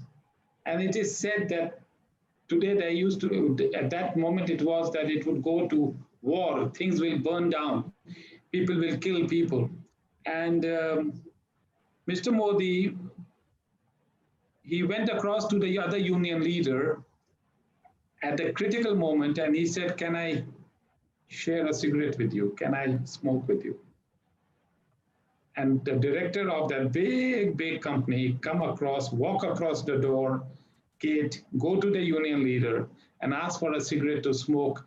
And they smoked cigarette for a minute to 2 minutes. It resolved many things together. I remember my time, and I took it from here. I was in Calcutta's C2 strike, major strike. I stepped out to have a cup of tea with the union leader. And it resolved many problems at that moment of time. And that is what is conflict resolution and problem solving. Not only to have a cup of tea or something like that, but be able to sit down, blend it, think it out, and resolve rather than fight it out in the manner of breaking everything. Stress management. Nowadays, with COVID time, stress management is a key, and I think everybody has this top soft skill developed. Time management is critical to everything, and I will request Dr. Gitanjali, please let me know when 5 minutes are left. The time management is very important for everything. If it is not done in time, then there is always lagging behind and we are following up. Another very critical aspect is transition and change. COVID times have taught us this. This was an unprecedented experience, but we have all changed a lot. And this should keep us that even when everything comes to a normal, we should be flexible enough. We should be open to change, because change is the only constant. And change is the only learning. It evolves, and that is a very good thing to do. So that is the top 10 soft skills which are there. I will come to the way forward for all the people who are professionals, academicians, and who are wanting to get into an organization, and the smallest organization and the unit is known as a family. Please understand that these soft skills of behaviors can be learned. They can be enriched. They can be modified through suitable training, methods, and reinforcement. There is a value proposition which I've given here. And as I'm an HRD professional, I feel that this screen, which is in front of you, integrated approach to HRD, social educational initiative by NEEV is there. This is my own initiative, which I'm putting across. I've been inspired by the NEEV initiative. And I say that all HRD, whether it is scientists, whether it is business, whether it is pilots, whether it is salesperson, anybody all together, there should be a business strategy for the country. The business strategy should be to look at the recruitment and selection, look at the career management, look at performance management, look at rewards, look at tools, look at training development, look at senior management development, look at success planning, and go towards the business results. For example, if there is 20,000 kilometers of road to be made in India, then how do we go about it? How much time it will take? How many engineers are required? What is the material required? How do we go about it? Do a reverse engineering, and you will come to a better approach of HRD. Same way, I will come to the next screen, and that is my proposal to the government of India, and that is the Union Ministry of HRD. I feel that the Minister of HRD, earlier HRD ministry, now going through the change of education ministry and all that, I think it will become irrelevant after some stage of time. I feel HRD should be strategy and accountability for the whole 1.35 billion people of the country, and they should contribute to the world. All these small state ministries like Women and Child Development, Social Justice and Empowerment, Tribal Affairs, Literacy, Education, Research, Reform, Skill Training, Youth Affairs, Employment and Recruitment, Labor Industrial Relations, Policy, Budget, Career Development, Leave, Wages, Payroll, etc. of the whole government, whole country, whole body should come into HRD. When I was the HRD employee, as an HRD, different designations across the world in my corporate world, I remember that the HRD became a very important department of any business world. You remove HRD and there is nothing. In my country, I think HRD should be a cabinet minister's situation. And these other, all these things, development of social justice, literacy, education, all these are connected to HRD. Human resource development must happen in the right manner. Budget, all these budgets can come together and we don't know how many get employed, how many get educated.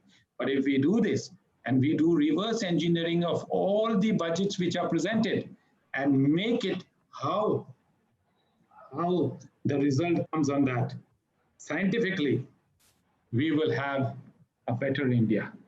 We will have a new India. And my proposed cabinet ministry would be Ministry of Home Affairs, Ministry of Finance, Ministry of Human Resource Development, Ministry of Defense, and Ministry of External Affairs. Union ministers reporting to the Prime Minister. And that this is a proposal they can check on and make whatever they want to. But I feel if you do not look at the HRD of 1.535 billion people and plus 12% added annually and more, then no matter what we plan to do, it becomes a huge task and it's not scientific. Coming to the anecdotes of all the aspects, Dr. Gitanjali said that I must share the anecdotes, and these are last 3-4 minutes onto this. And first I'll come on the defense.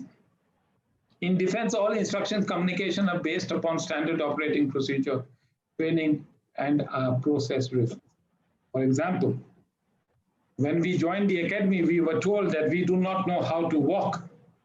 And it took us 3 months to learn how to walk left, right, but it had to be at a particular speed, it had to be at a particular precision, and it had to be written, it had to be physical, it had to be with a band, it had to be at different heights, different lengths of arms and feet.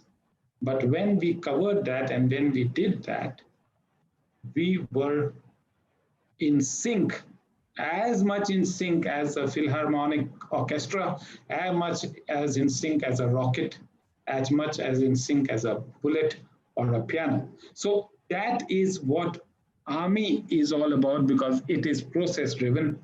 I remember there are ustads there, and an ustad asked us, "Anda milta hai?" He said, "Ji ustad, milta hai." He said, "Makhan milta hai?" We said, "Yes, makhan milta hai." He said, "Khana milta hai?" We all said, "Haan sir, ustad ji, khana milta hai." He said then, "Fir kadam kyun nahi milta?" So the question here is that all aspects of written work, all aspects of soft skills, all these aspects, kadam milna chahiye. Kadam usme correct aana chahiye. Process wise, it must come correctly. And that is the difference in the people must understand in the army. Army, even surprise element has a standard operating procedure of what we have to do. So that is on the defense. In HRD, I will tell you during 2611 episode, the situation attack in Mumbai, I was HRD for almost head for seven countries around almost 180,000 people. This attack had happened. Our people were guarding one of the hotels there, and some people got killed. Some people were under custody. They were reacting, and we only had batons. We did not have guns, etc. And whereas the situation was happening, blood was being shed and things like this. Later, we had to prepare a letter. Later means 48 hours to that. We had to prepare a letter to give it to the whole of the employees. So I prepared that letter. It took me around 3 hours to prepare a simple letter which had to be distributed to all the employees. It was in English. First, it was to be in English and then translated into Hindi. And I'm telling you the importance of written work there. That letter was taken to 35 countries head, Mr. David Hudson, a fantastic leader, very, very, very thorough in his work. And he saw the letter, and all the directors were sitting. I was one of the directors. He took that letter, took it into his hand, read it, and he said, "This is not good. I will write it." He was original Englishman. He wanted to write. He prided himself on his written work. And that is where I come, the knowledge, quality of knowledge and comprehensivity, what Professor Taneja had mentioned. And he wrote that letter again. He put it in the dustbin. He did it at least in front of all of us 15, 20 times. Then he said, "All of you just wait outside." So we went into the ante room and he was alone in his room. And 10 minutes later, the secretary called us all inside.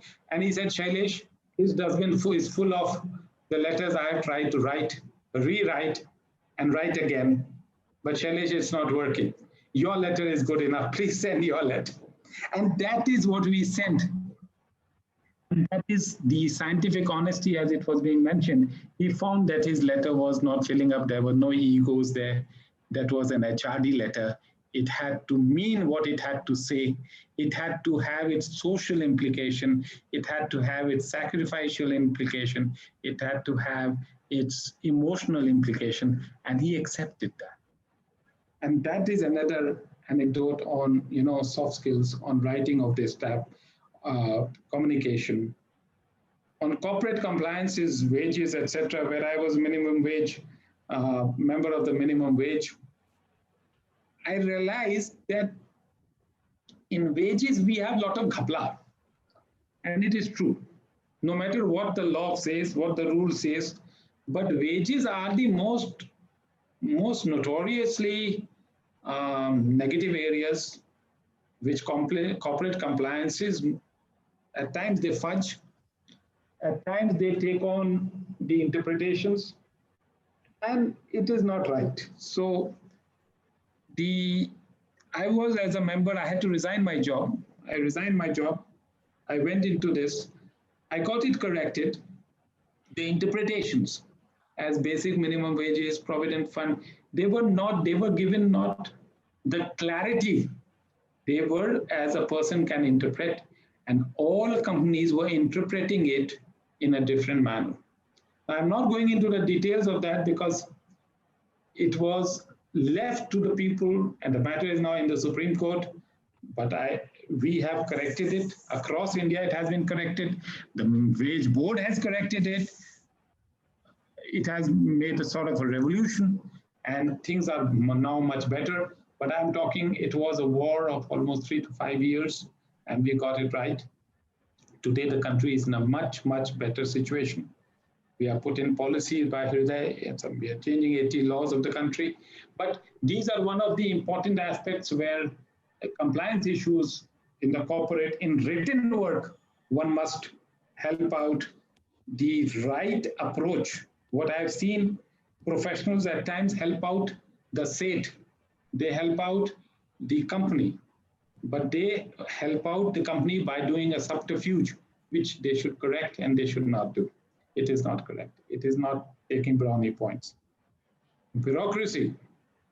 Bureaucracy is the master, and bureaucracy can change the interpretation at any given time. And it is the famous written line of "Roko mat jane do," where a comma, written word, comma, can make a difference. And where there's a famous kissa of Akbar and Birbal, where Akbar had said that the ships should not be stopped and there should be no money charged by the trader ships and let him go. But the Birbal had started taking the money and putting it into the treasury. So the reports went to Akbar, and Akbar was told that Birbal is not listening to you, sir. You can come and see it yourself. So when Akbar came and saw, he said, I've told you, I've even sent it to you, that Roko mat jane do. So Birbal said, sir, but I asked the guy and he told me, Roko mat jane do. So that pause there and the comma there made a lot of difference in the interpretation which is there. And then he showed the treasury which was full of. So that is bureaucracy for us, and we must look at it towards the positive all the time. This is another good example which is with a scientist. He's a very renowned scientist. I'm not taking his name. He's a great friend of mine, and I've learned a lot from him. And the scientist and me, we were filling up a tender in the government of India. It was a weapon tender, and we were to talk about the weapons, and we had pulled in, and there were model weapons which I had put it into my baggage, but my scientist friend wanted to discuss it with me in the plane, which he did not tell me. So he had put it in his cabin baggage, and he was carrying the model of the weapon in his cabin baggage. So when the security check happened, in the security check, these weapons came out. Just 2 minutes more. I have to interrupt. I'm really sorry. Little faster, please. Okay, and we got checked up. Just 2 minutes. We got checked up there, and we got stopped. Later, we had to deposit them. We went into a session where he was talking, and he said, you know, our muzzle velocity is not good. The explosions will not happen right. I found few security men in Zurich coming up to us and asking us, what are we talking about? In the spiritual equation of Khuda and Juda, it is very important that one bindu, one nukta changes and it becomes Khuda to Juda.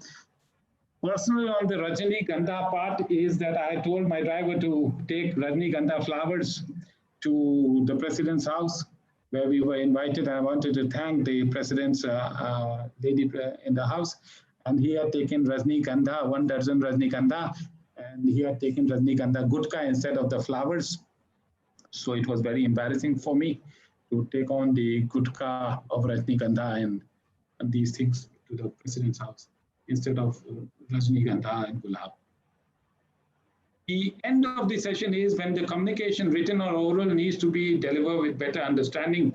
The Kal, Patra, and Sthan must be in tandem with Man, Kram, and Vachan. It evolves with care, concern, and compassion, and that is very important that we should come to that. And this is the last slide where for everybody, Ishwar gave everybody Bal, Buddhi, and Vidya to be able to progress in life. And that is Dr. Gitanjali. I come to the end of my session. Thank you for being very kind. Thank you to all the people. Thank you so very much. Thank you so much, sir. It was a very interesting and a very captivating presentation, I must say. We have thoroughly enjoyed each and every bit of your presentation, and I'm very sure that we'll have very few questions. And because we have little time, so I think people can mail the questions to you, or they can either write to us, and we'll share them with you. Thank you so much, sir. Thank you so much once again. It is an honor. It's a privilege. Thank you. Thank you so much. Namaskar. So I would now like to invite our second keynote speaker for today. He's Dr. Ajit Kaushik, and he's Assistant Professor Chemistry at the Florida Polytechnic University, US. His research interests are nanotechnology, material science, thin films, miniaturized sensors, electrochemistry, electrochemical biosensors, nanomedicine, drug delivery to CNS, and biomedical engineering for health wellness. Dr. Kaushik, very pleased. We share the same surname, so I'm very pleased once again. And it's sort of a homecoming for you, I understand, because you have your MSc in organic chemistry from CCS University in 2002, and then your PhD in chemistry and nano-enabled biosensors in collaboration with NPL Delhi and Jamia Millia Islamia. Prior to Florida Polytechnic University, Dr. Kaushik has worked as an assistant professor at the Department of Immunology and Nanomedicine, Florida International University, Miami. His excellent research credentials are reflected by his 4 edited books, 100 international research publications, and 3 patents in the area of nanomedicine and smart biosensors for personalized healthcare. So without coming in between, in between you and the audience, I would request you to please deliver your keynote address. Thank you so much. We welcome you very warmly. Yeah, thank you. Thank you so much for having me here today. And first thing first, thank you, Updesh. You are always being kind to me. And as Gitanjali said, this is really an homecoming to me. I am a proud CCSU product who grew up in MMPG College, Modinagar. So, and this is really a proud moment for a student when he talks in front of the parent institution. This is really a special moment for me. And this is one of the reasons I said immediately yes to this. And I up today 4 a.m. It's really tough and I'm hungry, but it's all right. I can manage. So yes, I am nowadays at Florida Polytechnic University. This is a very beautiful campus. And why did I join this university? It has a very personal and emotional reason that I will cover later on. So this is a small campus surrounded by nature and beautiful water around. And this is good to focus here. And my university is making a very nice campus, another campus dedicated only for the research, applied research center. And the objective of this new institution is research, promotion of the research, how we can introduce research as a curriculum, as a part of students' education. So skill development, skill executions, and how a university can contribute to make a nation strong is the primary objective of this new building. And this is also the reason that I quit my previous job from Florida International University. I was happy there, no complaint, but I wanted to do something at ground level where I have more approach to the young talent.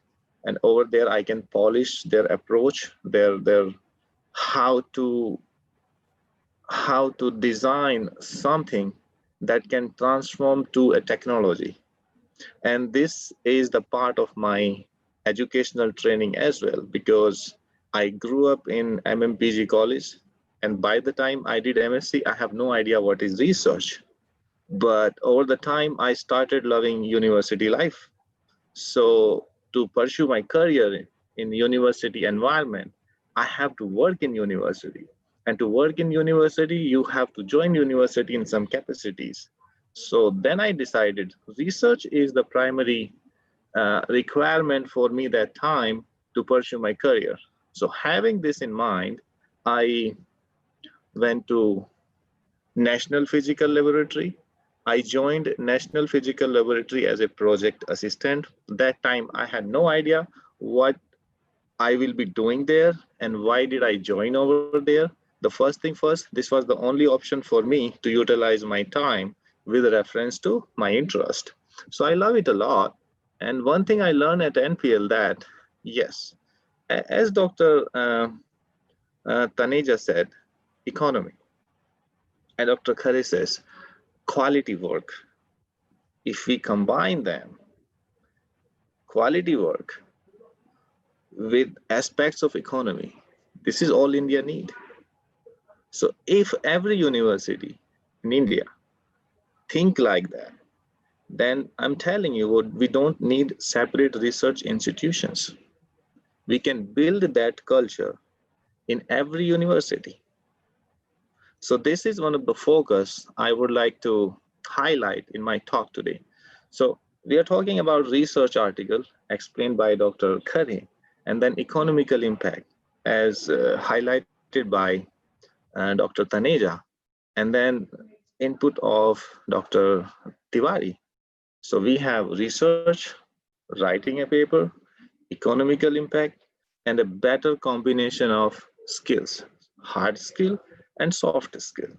So what we can do, if we align everything together in a triangle, we can create economy to the nation by developing hard and soft technologies.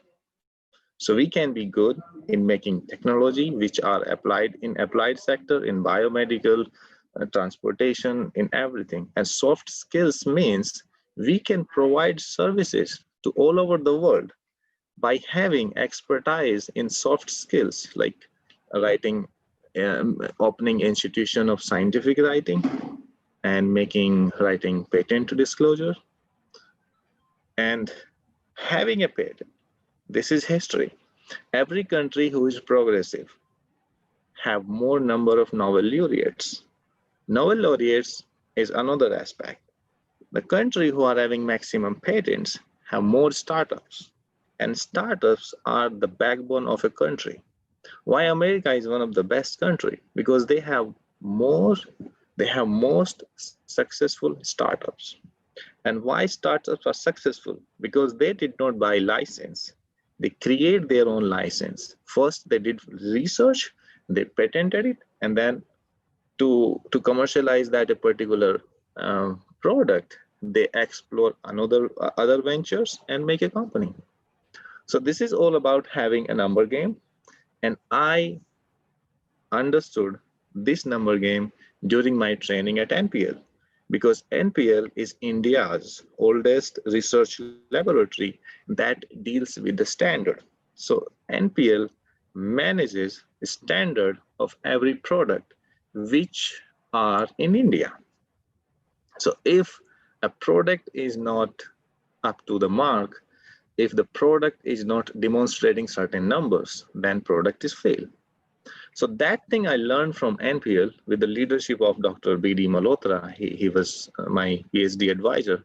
I'm very much thankful to him. He taught me a lot and always tried to show me a different angle of my projection.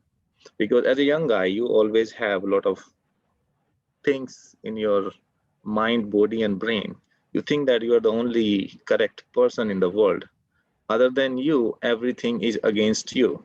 If you are a little bit revolutionary or in other aspects, that's why we have conflicts with parents, because they have their own mindset. And as a young guy, we have our own mindset. So he always successfully showed me the another angle of my own opinion. And most of the time I agreed with him. So what did I learn from him? Nothing is bad. Always express yourself and always transform your ordinary work in a representative way. So whatever we are doing must have an impact. So to create an impact, I started digging fundamentals in different point of view. Why I am doing this? Which problem I will be solving? If I am able to solve a problem, then my proposed technology is acceptable or not. And though I was exploring sensors, so, okay, I am detecting a biomarker. Why I am detecting this? Why this biomarker? So first I have to identify a problem. Then I have to think about a solution. And that solution I have to project according to the requirement of the market. If I develop a prototype and which is expensive, nobody will buy that. So I have to think about making something which is cost effective. If something is cost effective but not scalable, again a problem. So then I have to think about making something which is scalable. Then at the same time, my prototype or my technology must meet the performance requirement. Like making a sensor for infectious disease like Zika or coronavirus cannot be similar like a glucometer, because glucose in the body we have in mg per milligram per deciliter, but viruses varies in human system at picomolar level, picomolar maximum micromolar.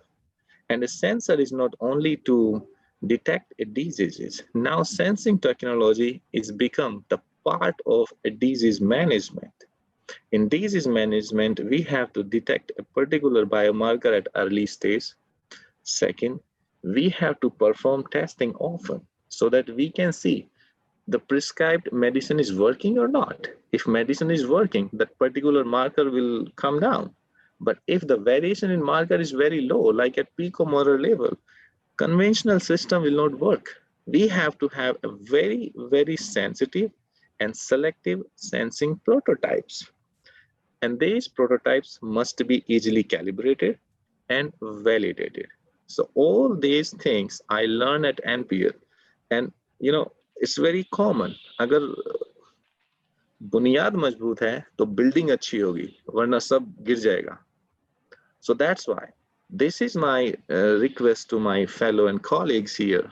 If you have student with you, try to give them enough time and force them or support them or guide them that they come out with a unique problem to work on. Otherwise, having a PhD is not the only milestone in the life. How about after PhD survival? We need to have a job. And how can we have a job? We have to build our personality, our profile, our accomplishment in a way that someone can hire us. Then it's only one task. How about survival? How we will be successful? Either repeating work of established scientists or want to do something by own. It's up to us.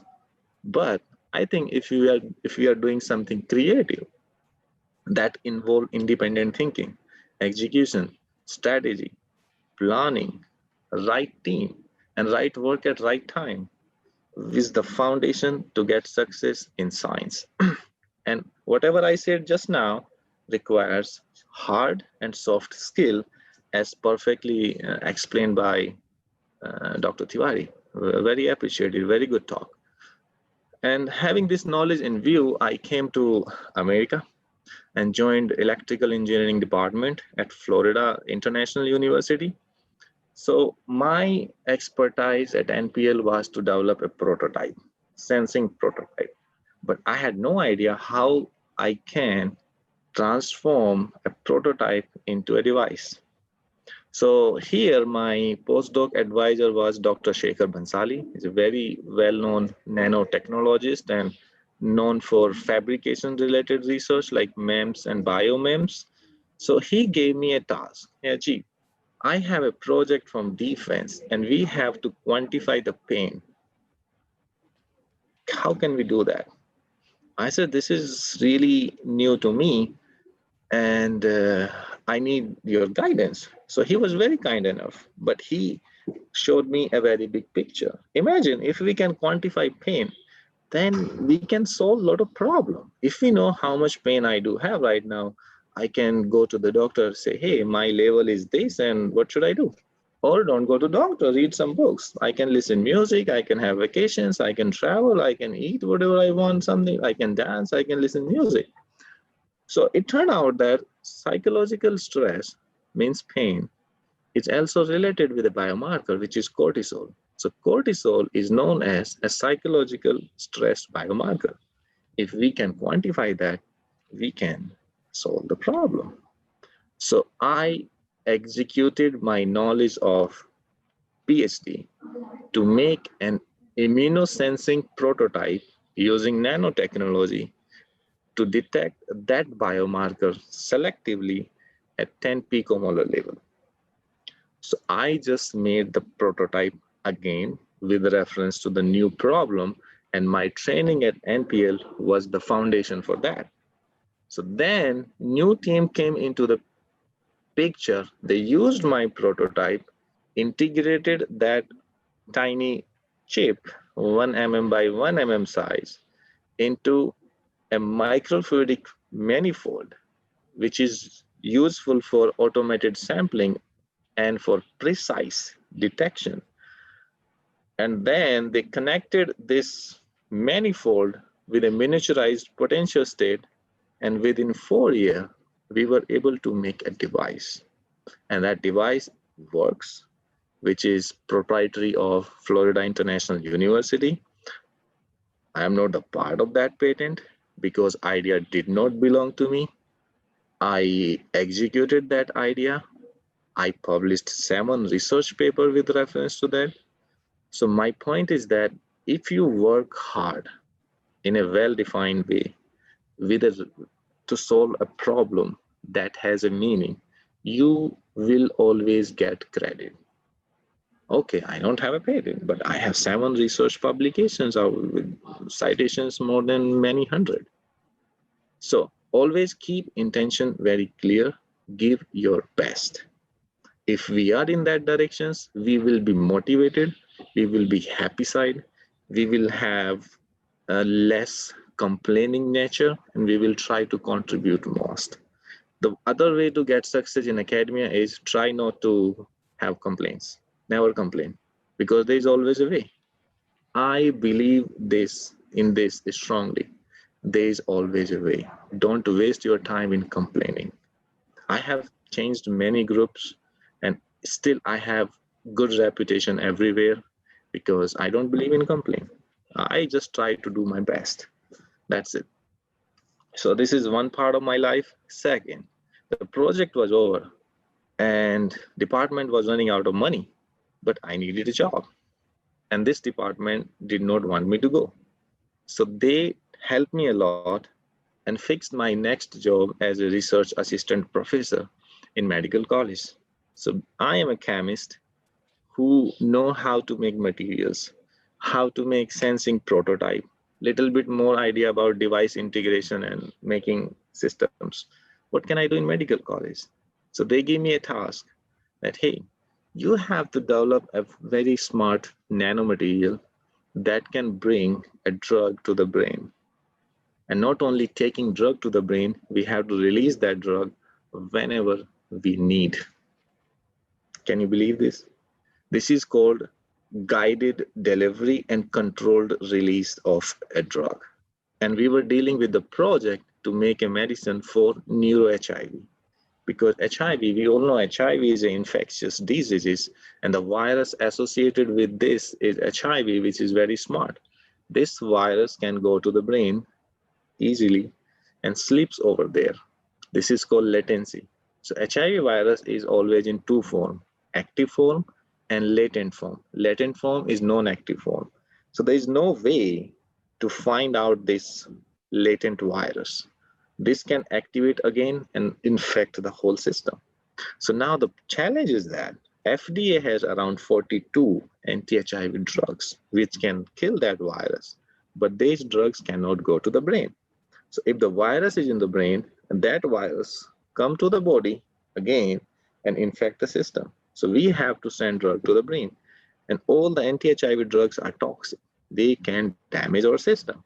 So we have to have a human compatible delivery of this particular drug to the brain to eradicate sleeping virus, means latent virus, and active virus at the same time.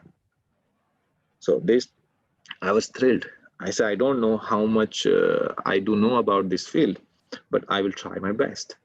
So over there, I am the first one, not only in Medical College of FIU, even in the whole world, who demonstrated the delivery of a magnetic system, magnetic nanoparticles to the brain of mice and monkey using external magnetic support. And that was patented. So I will come to on this. So throughout my career, I was dealing with research, NPL research, FIU research, and Medical College FIU research. Then I think that what I'm doing, this is not my job to do only research. Somehow I am a person who wants to support education and research at fundamental level. So that time I decided to teach and I applied. And after working 8 years at FIU, having 3 patents from there, more than 100 papers, and with the zeal to teach so that I can interact with young brain who wants to do something, I joined Florida International University. This is a very young university of Florida State. They are having only undergraduate courses, only related with engineers. So I'm dealing with the new, fresh, creative, motivating brain of engineers who are full of excitement. And I'm very happy with them. And here I am trying to support the chemistry for engineers in teaching and research by doing research in making smart biosensors and exploring more nicer strategies to send drug to the brain with the focus on Alzheimer's and other brain related diseases. So this is my focus. And today keeping this in view, and as I mentioned, my focus is sensor for diagnostics, sensor for disease monitoring, and nano technology for sending drug to a particular site and released in controlled and bioacceptable way is a direction towards making nanotherapies. This is also the focus. And these are the ongoing projects I am working on. And whatever I said so far, having a balance in sensors and drug delivery, I have edited for these books. And one thing that I said in the beginning of this lecture, why we are not projecting our research towards economy. If we have this mentality, or if we can do that, then we have to be very good in scientific writing. At the same time, we have to secure ourselves. We have to secure ourselves. We have to secure our ideas. We have to secure our identity, and we have to secure our copyrights. And doing this is very good. No one can cheat you. And you are open for other adventures. If you have a very good technology with you, you have patent on that, or you have copyright on that, or you have other kind of things, then your approach will be credited in a right way, and you will get economic benefit from you. You will get economical benefits from your research, and not only you, whole nation will get good outcomes from your work. And doing this, scientific writing is the key. So first thing first, a declaration. I am not a certified scientific writer. I never did any course relating to that. But based on my experience, I got an opportunity to teach at FIO. There's a course of scientific writing over there, and I taught over there how to write a very good patent disclosure. Why did they select me? I'm not an IP expert, because they think that that time I submitted 7 patent disclosures. 3 out of 3 were granted, 1 is under process, and 3 were rejected, and 2 are still under process. So they think that I'm okay, I know this business, at least how to write a patent disclosure. Whether it go further or not, that is the job of university's economic and research development department, or the IP cell of the university. So whoever submit disclosure in my previous university, I'm always an internal reviewer. So that's why I am okay with this subject. So in my talk today, I will be talking about how to write a patent disclosure. What is a patent disclosure? Because having a patent is always, you're securing your idea, you're securing your approach, and you are securing something which has meaning. So no one can cheat you. And why this is important, as I mentioned, and how we can do that, because having a patent is a stepwise process. You are talking about intellectual right, but I don't know how things work in India, but here, when we joined a job in university, we signed around a lot of documents. Over there, this is written that whatever you will do during your job is the intellectual property of the institution. So if we have any nice idea with reference to research that has value, so we approach to a department in the university which is called IP cell and discuss our idea with them. If they like it, we have to write a disclosure. So IP cell of a particular institution review that patent disclosure and then decide whether we should go forward or not. So if they decide yes, then university hires an attorney, and that attorneys are certified IP writers.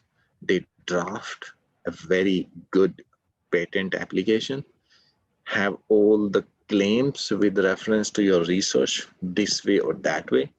And then after this document goes to US Patent Office. And then examiner over there review your application and then decide what next, either reject it, revision, or directly accept. So this is a different process, but how to go that way? So for that, we have to be focused. For that, we have to follow certain things while conducting research or while projecting findings, and how to articulate them, how to express the scope of your work, and how to claim that whatever you're doing is unique. And this is something comes by practice, and by following certain thing from the beginning of your work. So first thing first, I would say, if you have any idea, believe that this is unique, and then think about this over and over. Is this really unique? Yes, then how? Think about how your idea is unique. Keep working on your idea. Maybe every time when you think about your own idea, you will change it this way or that way. There is always a scope to polish an idea and to make it better with reference to the demand and future. Okay, so if you have any idea, I would strongly recommend that think about what's the innovative part in your idea. If you are able to justify that your idea is innovative, then what will be the plan? What's your planning with reference to that idea? You're going to end up with some experiments and having a good publication, and that's it? Or you think that this innovative idea has economical impact and you can have a patent for that? And if this is the way, this should be the way, because I believe your research can be patented and published at the same time if you follow the timeline. So you have to visualize all these kind of stuff, this innovation, planning, and then you have to visualize with respect to timeline what you want to do. So after having all these components in mind, you have to make a strategy. Strategy is the key. You have to have a very good strategy, and with reference to strategy, you have to work on each and every aspect. How to conduct the research, what kind of experiments, what are your expectations from these experiments, how are the possible outcomes, how are you gonna validate these outcomes, and is your approach or outcome solving the existing problem, so that someone can feel attracted from your idea and invest on that? Because let me tell you very honestly, everything is money. There is nothing without money. If you don't have money, you can't do research. If you have money and you are not using it nice, you will not have further money. And whatever is all around the money. And if you are working hard in a particular directions, having an idea, all kind of visualization, you have a strategy, you have a working principles, then there could be only two ways. Either you have a social cause that I want to change the world. I want everyone healthy. I don't want to see people poor. So let me do this. This will be revolutionary. Or you want to make money. Okay, I'm a businessman. I have a fantastic materials that can be used for antenna and coating materials for making gas sensors, biosensors, or I have an algorithm that can predict who need this particular diagnostics. A lot of computational stuff. So I think these two things can go together. If you think about money, you are resourceful, you have a technology, then you can change the world. If you have a vision to change the world with a technology, then right people will come and join you, as Neve is doing, like Updesh is doing. He has a mission, and people are supporting him, and this is the way it's going right way. Even his objective needs money, right? He was helping children, need money too. So why not we faculties become so resourceful? We have little bit money oriented approach, and if we are making enough money, we can give this money to Updesh. He's the right guy to utilize this money for the welfare of student who are in village wants to do, I'm a villager. I know the value of facilities. I understand this very well. So this is one side, we have to have an idea. We have to respect our idea. We have to polish our idea, and we have to see a vision. And with reference to vision, we have to make a strategy, and that strategy involves a lot of steps. Doing appropriate experiment in a nice way, in a proper way, proper justification, scientific explanation, validation, and everything. Okay.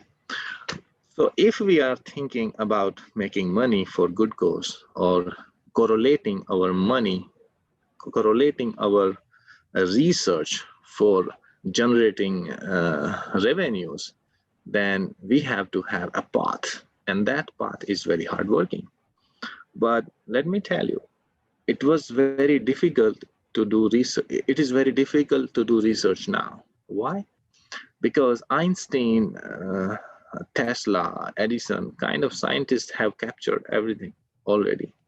So there is no much scope left in fundamental research. So that time, research was a matter of hardworking. Of course, ethics is a common factor. That was ethical research. Now we have to be ethical as well. So if you have a tendency to work hard, but you can do work hard only in your expertise.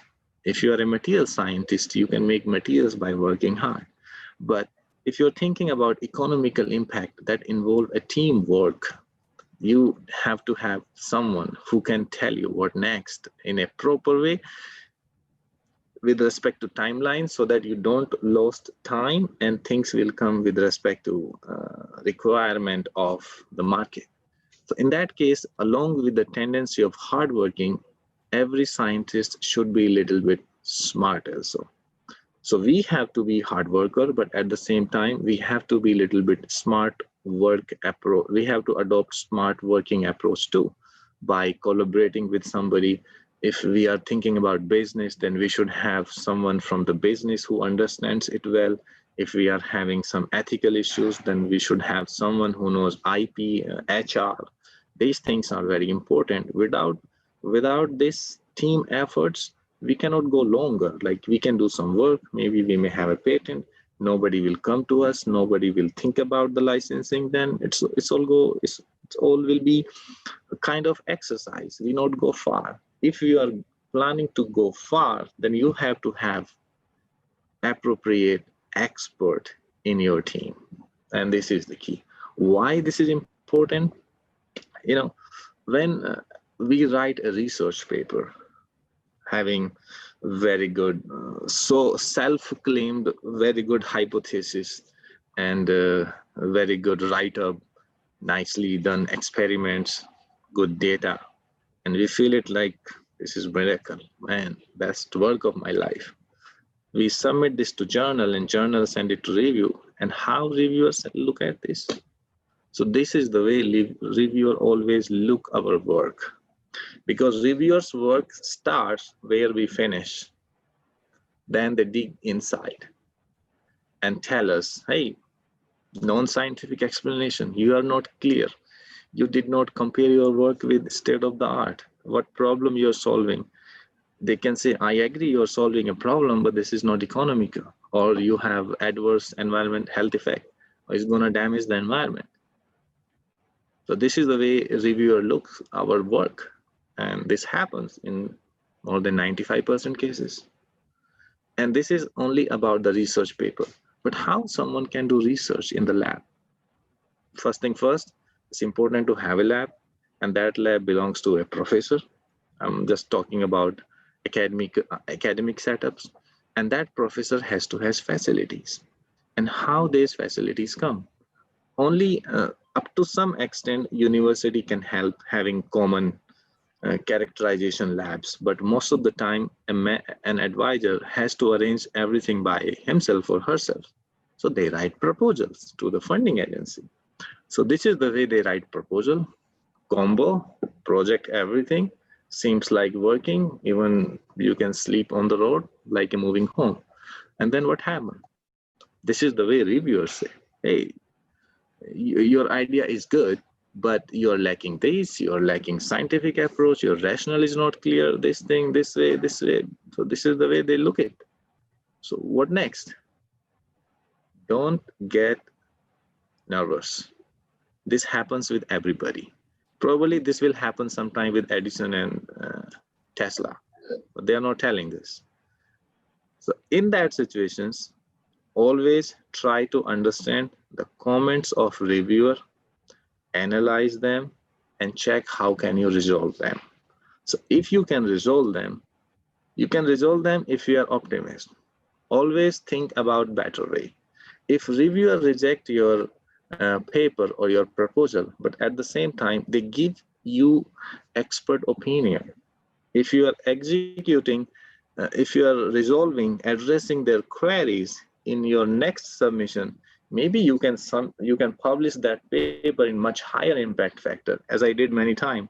Someone rejected my work, I solved the problem, and I did not submit over there. I withdraw it and submit to higher journal, it got accepted. Same thing applies in technology. If someone is telling you without any charge, a reviewer is a thankless job. We never get money.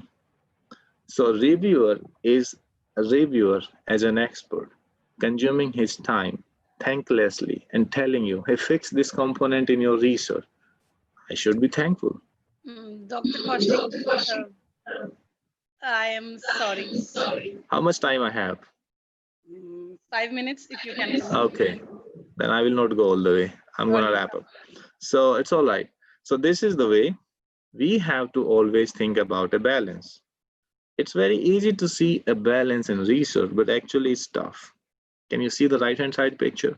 This is the meaning of balance in research, but this is not tough because though you, as a team, you're always on target because the boss has eye on you, the boss is investing a lot of money on you, so he has expectations from you because your success is the success of group, and that success can bring resources to the lab. And same thing applies on your team too. In a team, you may have a senior and you may have a junior, okay? So you have to make a balance in your team too, and that will improve your soft skills here, okay? Because having doing all these experiments or these kind of approaches in your work style makes you an expert, and at the same time they tell you where do you stand, what are you lacking. If you work on this tiny component, you can improve your strategy. So first thing first, I would say it's always too good to conduct research, and your research should be of high quality, and no matter it's applied or fundamental, but this is always recommended to patent your research. So patent can be an idea, can be an invention, and can be an improved state of the art. If you have a very great idea, this can be patented straight away. Sometimes we have an invention that is really a good, significant work supported by a lot of data. That can be a patent. And sometimes we have a state-of-the-art technology. But if you're solving an existing problem, fixing some component, that approach is also patented. Okay, so patent is nothing. This is just a presentation of your work. This is a kind of writing. This is different from manuscript, but all the time you have to follow the same basics. So these are a couple of slides that I wanted to present, but I lost the track of time. But the key point is that here I would like to comment one thing. Make sure that your university has IP cell, because if they have an IP cell, that IP cell has appropriate expert. They will review your work. They will understand that what's the impact of your research and what are the future prospects. But this is, I know some people contacted me, their institution does not have an IP cell, but they want to file patent. So in that case, you have to inform your university and take this in written that my university does not have an IP cell, and I have no problem if this scientist or professor wanna proceed for patent and I approve that. So a patent can be regional, like Indian patent, can be US patent, or can be a world patent. Different patent has different kind of filing process, but writing a disclosure is the primary requirement of every patent. So same thing, always contact your IP cell first, and these are the 6 recommended points that you always have to consider in writing a disclosure. Description of technology, this is a paragraph where you have to mention that what is your technology and its impact. Then history, what are the related developments are involved at that time. And if you have any publication, then you have to mention that publication. At the same time, you have to mention that how many times you have presented that work. You have to provide the record of each and every step wherever you have discussed about this targeted technology. You have to mention prior research art, like if you are presenting a research, then you have to say what has been done, but this is not well covered before, and this is your focus. And one next point is sponsorship. Whenever you are writing a disclosure, always be careful to acknowledge the sponsors, whoever funded your research. It might be a departmental money or DST or government of India from foundation, everything you have to mention over there.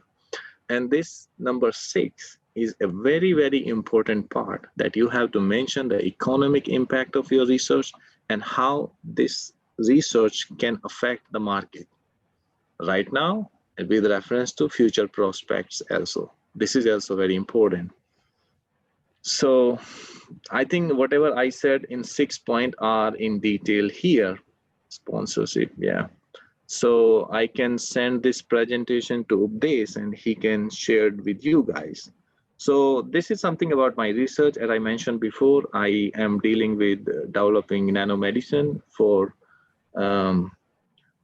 the delivery of anti-HIV drug to the brain without affecting BBB. And we conducted systematic research and demonstrated this in mice and monkey. And this work is under patent. Another patent, we developed a hydrogel, which is autofluorescent. We can use this for image guided therapy along with find out where the drug is and how, and at the same material can also release the drug. This is also got US patent. And this patent is relating to develop a system. Over there, we can measure the electrophysiology of HIV infected cell.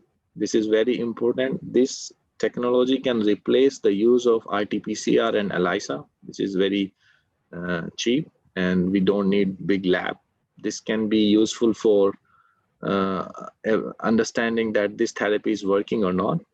And Zika virus was a serious problem, so I developed a prototype for Zika virus, and this chip was published in Nature Scientific Report and got US patent. And nowadays we are solving 2 problems in coronavirus. We are trying to identify, we are trying to make a sensor that which can detect coronavirus protein selectively. And not only the detection of this protein, we would like to use artificial intelligence and Internet of Things so that we can have wireless system to detect coronavirus protein. And we would like to correlate its quantification with pathologically relevant parameters. And the next target is now 1 more minute. Now everyone is making vaccines or drugs for coronavirus. But what happened? How do we deliver this drug to cure patient? Because the virus is everywhere. This is in the bloodstream. At the same time, this is damaging lung, liver, and brain. So we have to have immunoprotective agents which will protect our immune system. So we have to have a delivery system that goes to different sites, stay over there, long-acting therapeutic agent, and can provide immunity to our system. So this is another directions. Here I have already filed a patent disclosure. Let's see what happened. And this is my team, my backbone. I'm every day thankful to them. Left side is my FIU family, and right side my Polytech family, and a lot of people are involved in that. And I can't do anything without them. Then my wife, my daughter, and I every day think that how I can think outside the box. If I'm in my comfort zone, I can't do anything. So every day I think in a while, how can I think outside the box? And at the same time, I follow ethical and scientific honesty. This is highly recommended. I'm sorry for taking a bit more time. I'm done. Thank you. Thank you so much, Dr. Kaushik. It was very, very knowledgeable and very engaging presentation. Thank you. Yeah, thank you so much. And we definitely would try to orient our research towards the economy, as you rightly pointed out. We'll try to do that. I have many collaborators in India, and I changed the mindset of all my friends. I said, if you are doing conventional research, I don't want to waste my time. You do whatever you want. You are in freedom, democratic country. I am also from India. You do whatever you want. What we'll do is next we'll have a very, very detailed session with you on patenting. I think that's a very important aspect. Today the time was less, so you actually had to cover so many aspects. So we'll do that. Thank you so much. I had really good time. Thank you, Dr. Tiwari and Dr. Khare, Dr. Taneja. It was a good time. Dr. Kaushik, very well done. Sorry for interrupting, but very well done. It is so impressive, and with all others, but it's so impressive. And I think I agree with Dr. Gitanjali that on patenting and everything else, it is a separate session is required, you know, but very well done. I'm so proud of you. Very well done. Thank you so much. Thank you, sir. It means a lot. Thank you so much. Thank you so much. Now, I would like to invite Dr. Updesh Verma for his concluding remarks. He would like to say a few things. Dr. Updesh. Thank you, Dr. Gitanjali ji, and thank you, Dr. Ajit Kaushik ji. I know that it is very early morning in the US and you are feeling very hungry. But in spite of this thing, you have given your time. So before inviting Dr. Professor Anil Kumar Malik for vote of thanks, I would like to just point it out something like this is truly an international webinar because like total number of participants like 2,342 who have registered for this webinar, and that's in good which number. and in which like male are 1,305 and females are equally like this 1,035 females candidates are there. So it's like a woman empowerment is there, and like from all over the world like Philippines, Nigeria, Nepal, Bangladesh, Indonesia, Kuwait, Pakistan, Uzbekistan, Cambodia, Liba, Thailand, Morocco, Yemen, Tanzania, Greece, Iraq, Libya, Uganda, Oman, Taiwan, USA.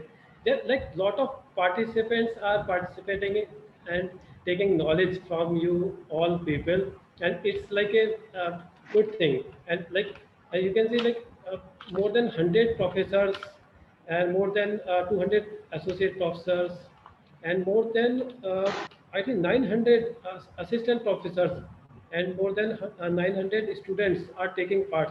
Even social workers, scientists, advocates, doctors, lot of people are participating in it.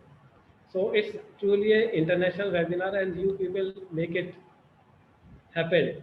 So now, without any delay, I would like Professor Anil Kumar Malik ji for vote of thanks. Professor Anil Kumar Malik ji.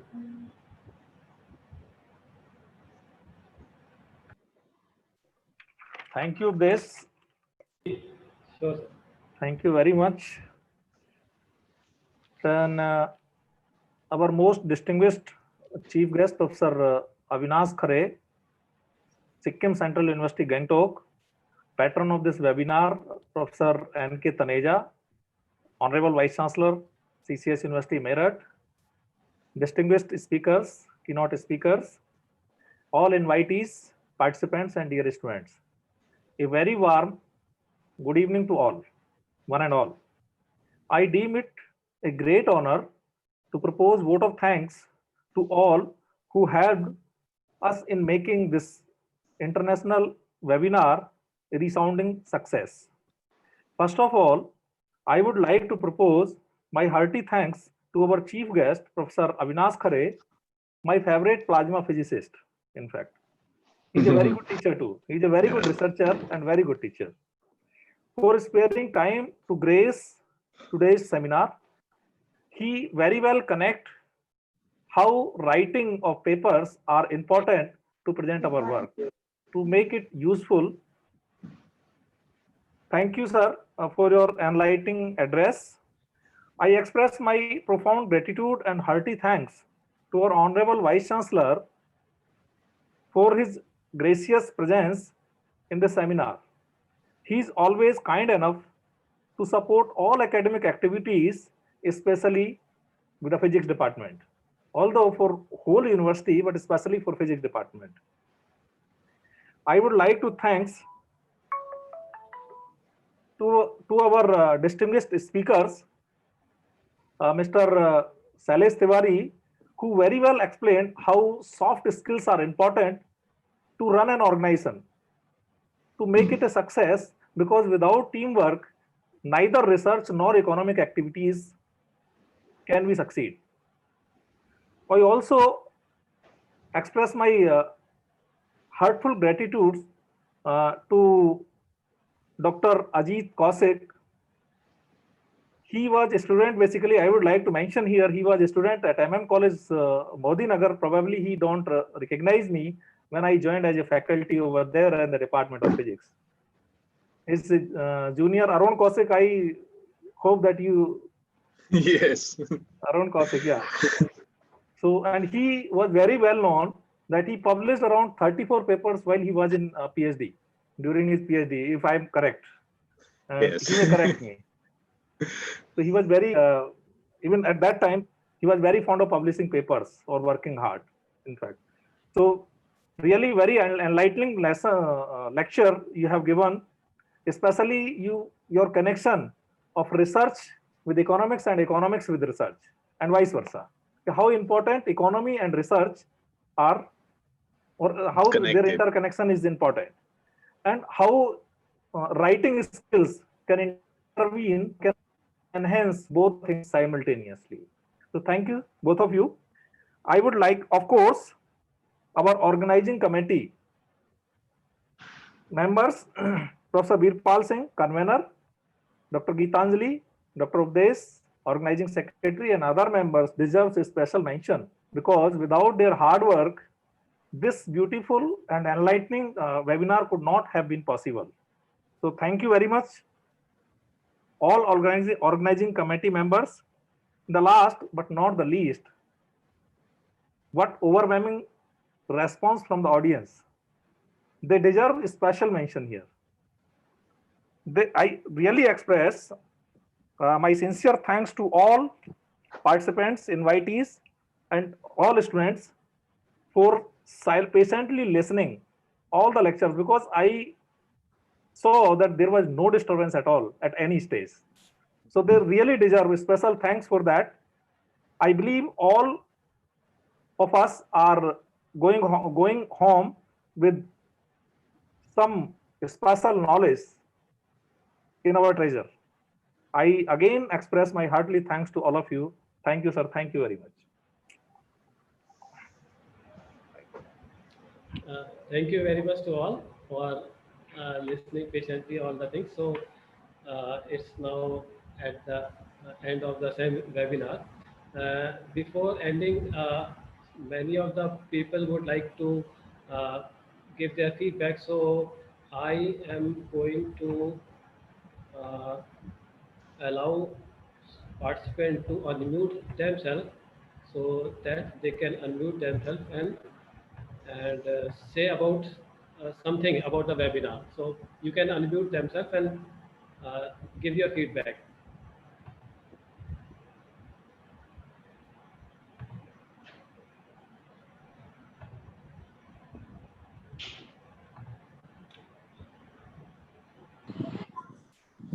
So anybody would like to say something about this webinar? Yes, Dr. V.K. Tiwari ji.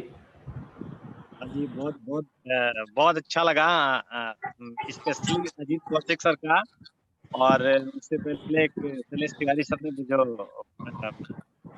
बोला, बहुत बहुत अच्छा लगा। मैं तो specially thanks देना चाहता हूँ अजीत कौशिक सर को। बहुत बहुत धन्यवाद आपको, बहुत बहुत अच्छा लगा। Thank you Tiwari ji, thank you. Yes, sir. Hello. Yeah, speak. Yes, sir. This webinar was really excellent.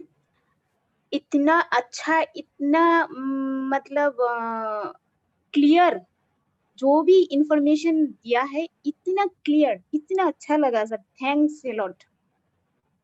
Thank you very much. Thank you. Thank you. Hello. Hello. Yeah, you can speak. Yeah, good evening to everybody. And I have completed my PhD in nanobiotechnology, and I am concludingly I am very much impressed from Dr. Ajit Kaushik sir over the subject of nanobiotechnology. So I have also filled up the form. The same thing verbally which I am saying, I have written in the remarks for kindly in future, if on material technology or synthetic biology or bio-nanotechnology or nanobiotechnology pertaining to COVID related crisis situation, if some remedial international webinars could be arranged with eminent speakers like Ajit Kaushik sir, it would be really helpful for us, which could help us further to translate our resource intellect into technological interventions. Sure, definitely. Thanks. I agree.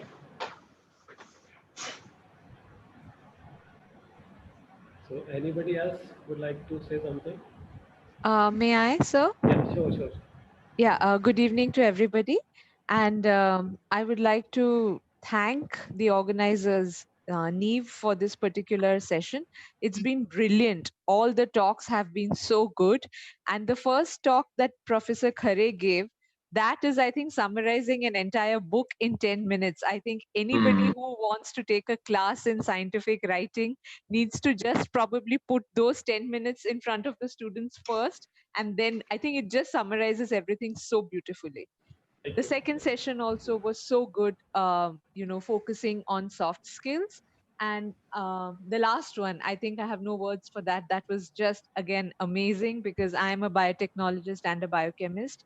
So going through that entire talk and certain experiences, we can relate to that. So once again, thank you so much for this talk. And this has been so amazing. Thank you very much. Thank you very much. May I sir, मैं भी कुछ कहना चाहती हूँ। मैं doctor Sunita Gupta from APS university. First of sir Updesh sir, thank you so much. And Ajit sir, आपने बहुत ज़्यादा नैनो टेक्नोलॉजी के बारे में जो जानकारी दी, और मैं भी कुछ आपके साथ, हालांकि मेरा ड्रग मॉडलिंग पे काम है, एडिशनल एडेड ड्रग डिजाइनिंग पर। जी। मुझे आपसे अगर कुछ मदद मिलेगी या मैं आपके कोई काम आ सकूंगी तो मैं हाँ, आप, I think this is, I would say in general, जिसको भी कुछ भी पूछना है, कोई क्वेश्चन है या फर्दर आगे बढ़ने के लिए कुछ गाइडेंस चाहिए, तो आई एम ओपन। आप मुझे ईमेल लिखिए please, and definitely I will try my best. It's a promise. It's not like a political statement. It's a promise. Okay. Thank you, sir. Thank you, sir. Thank you, sir. Thank you, Tej sir. Thank you. आपने हम लोगों को इतना अच्छा platform दिया है कि हम लोग इतने अच्छे से सारी चीजें सुन पा रहे हैं। Thank you so much. Thank you.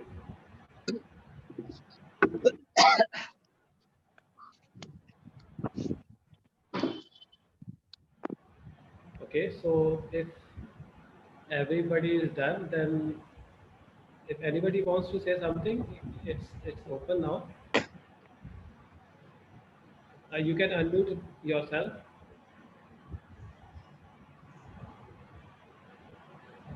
Okay, so at last, I would like to thank everybody for taking this event a vibrant event and very knowledgeable.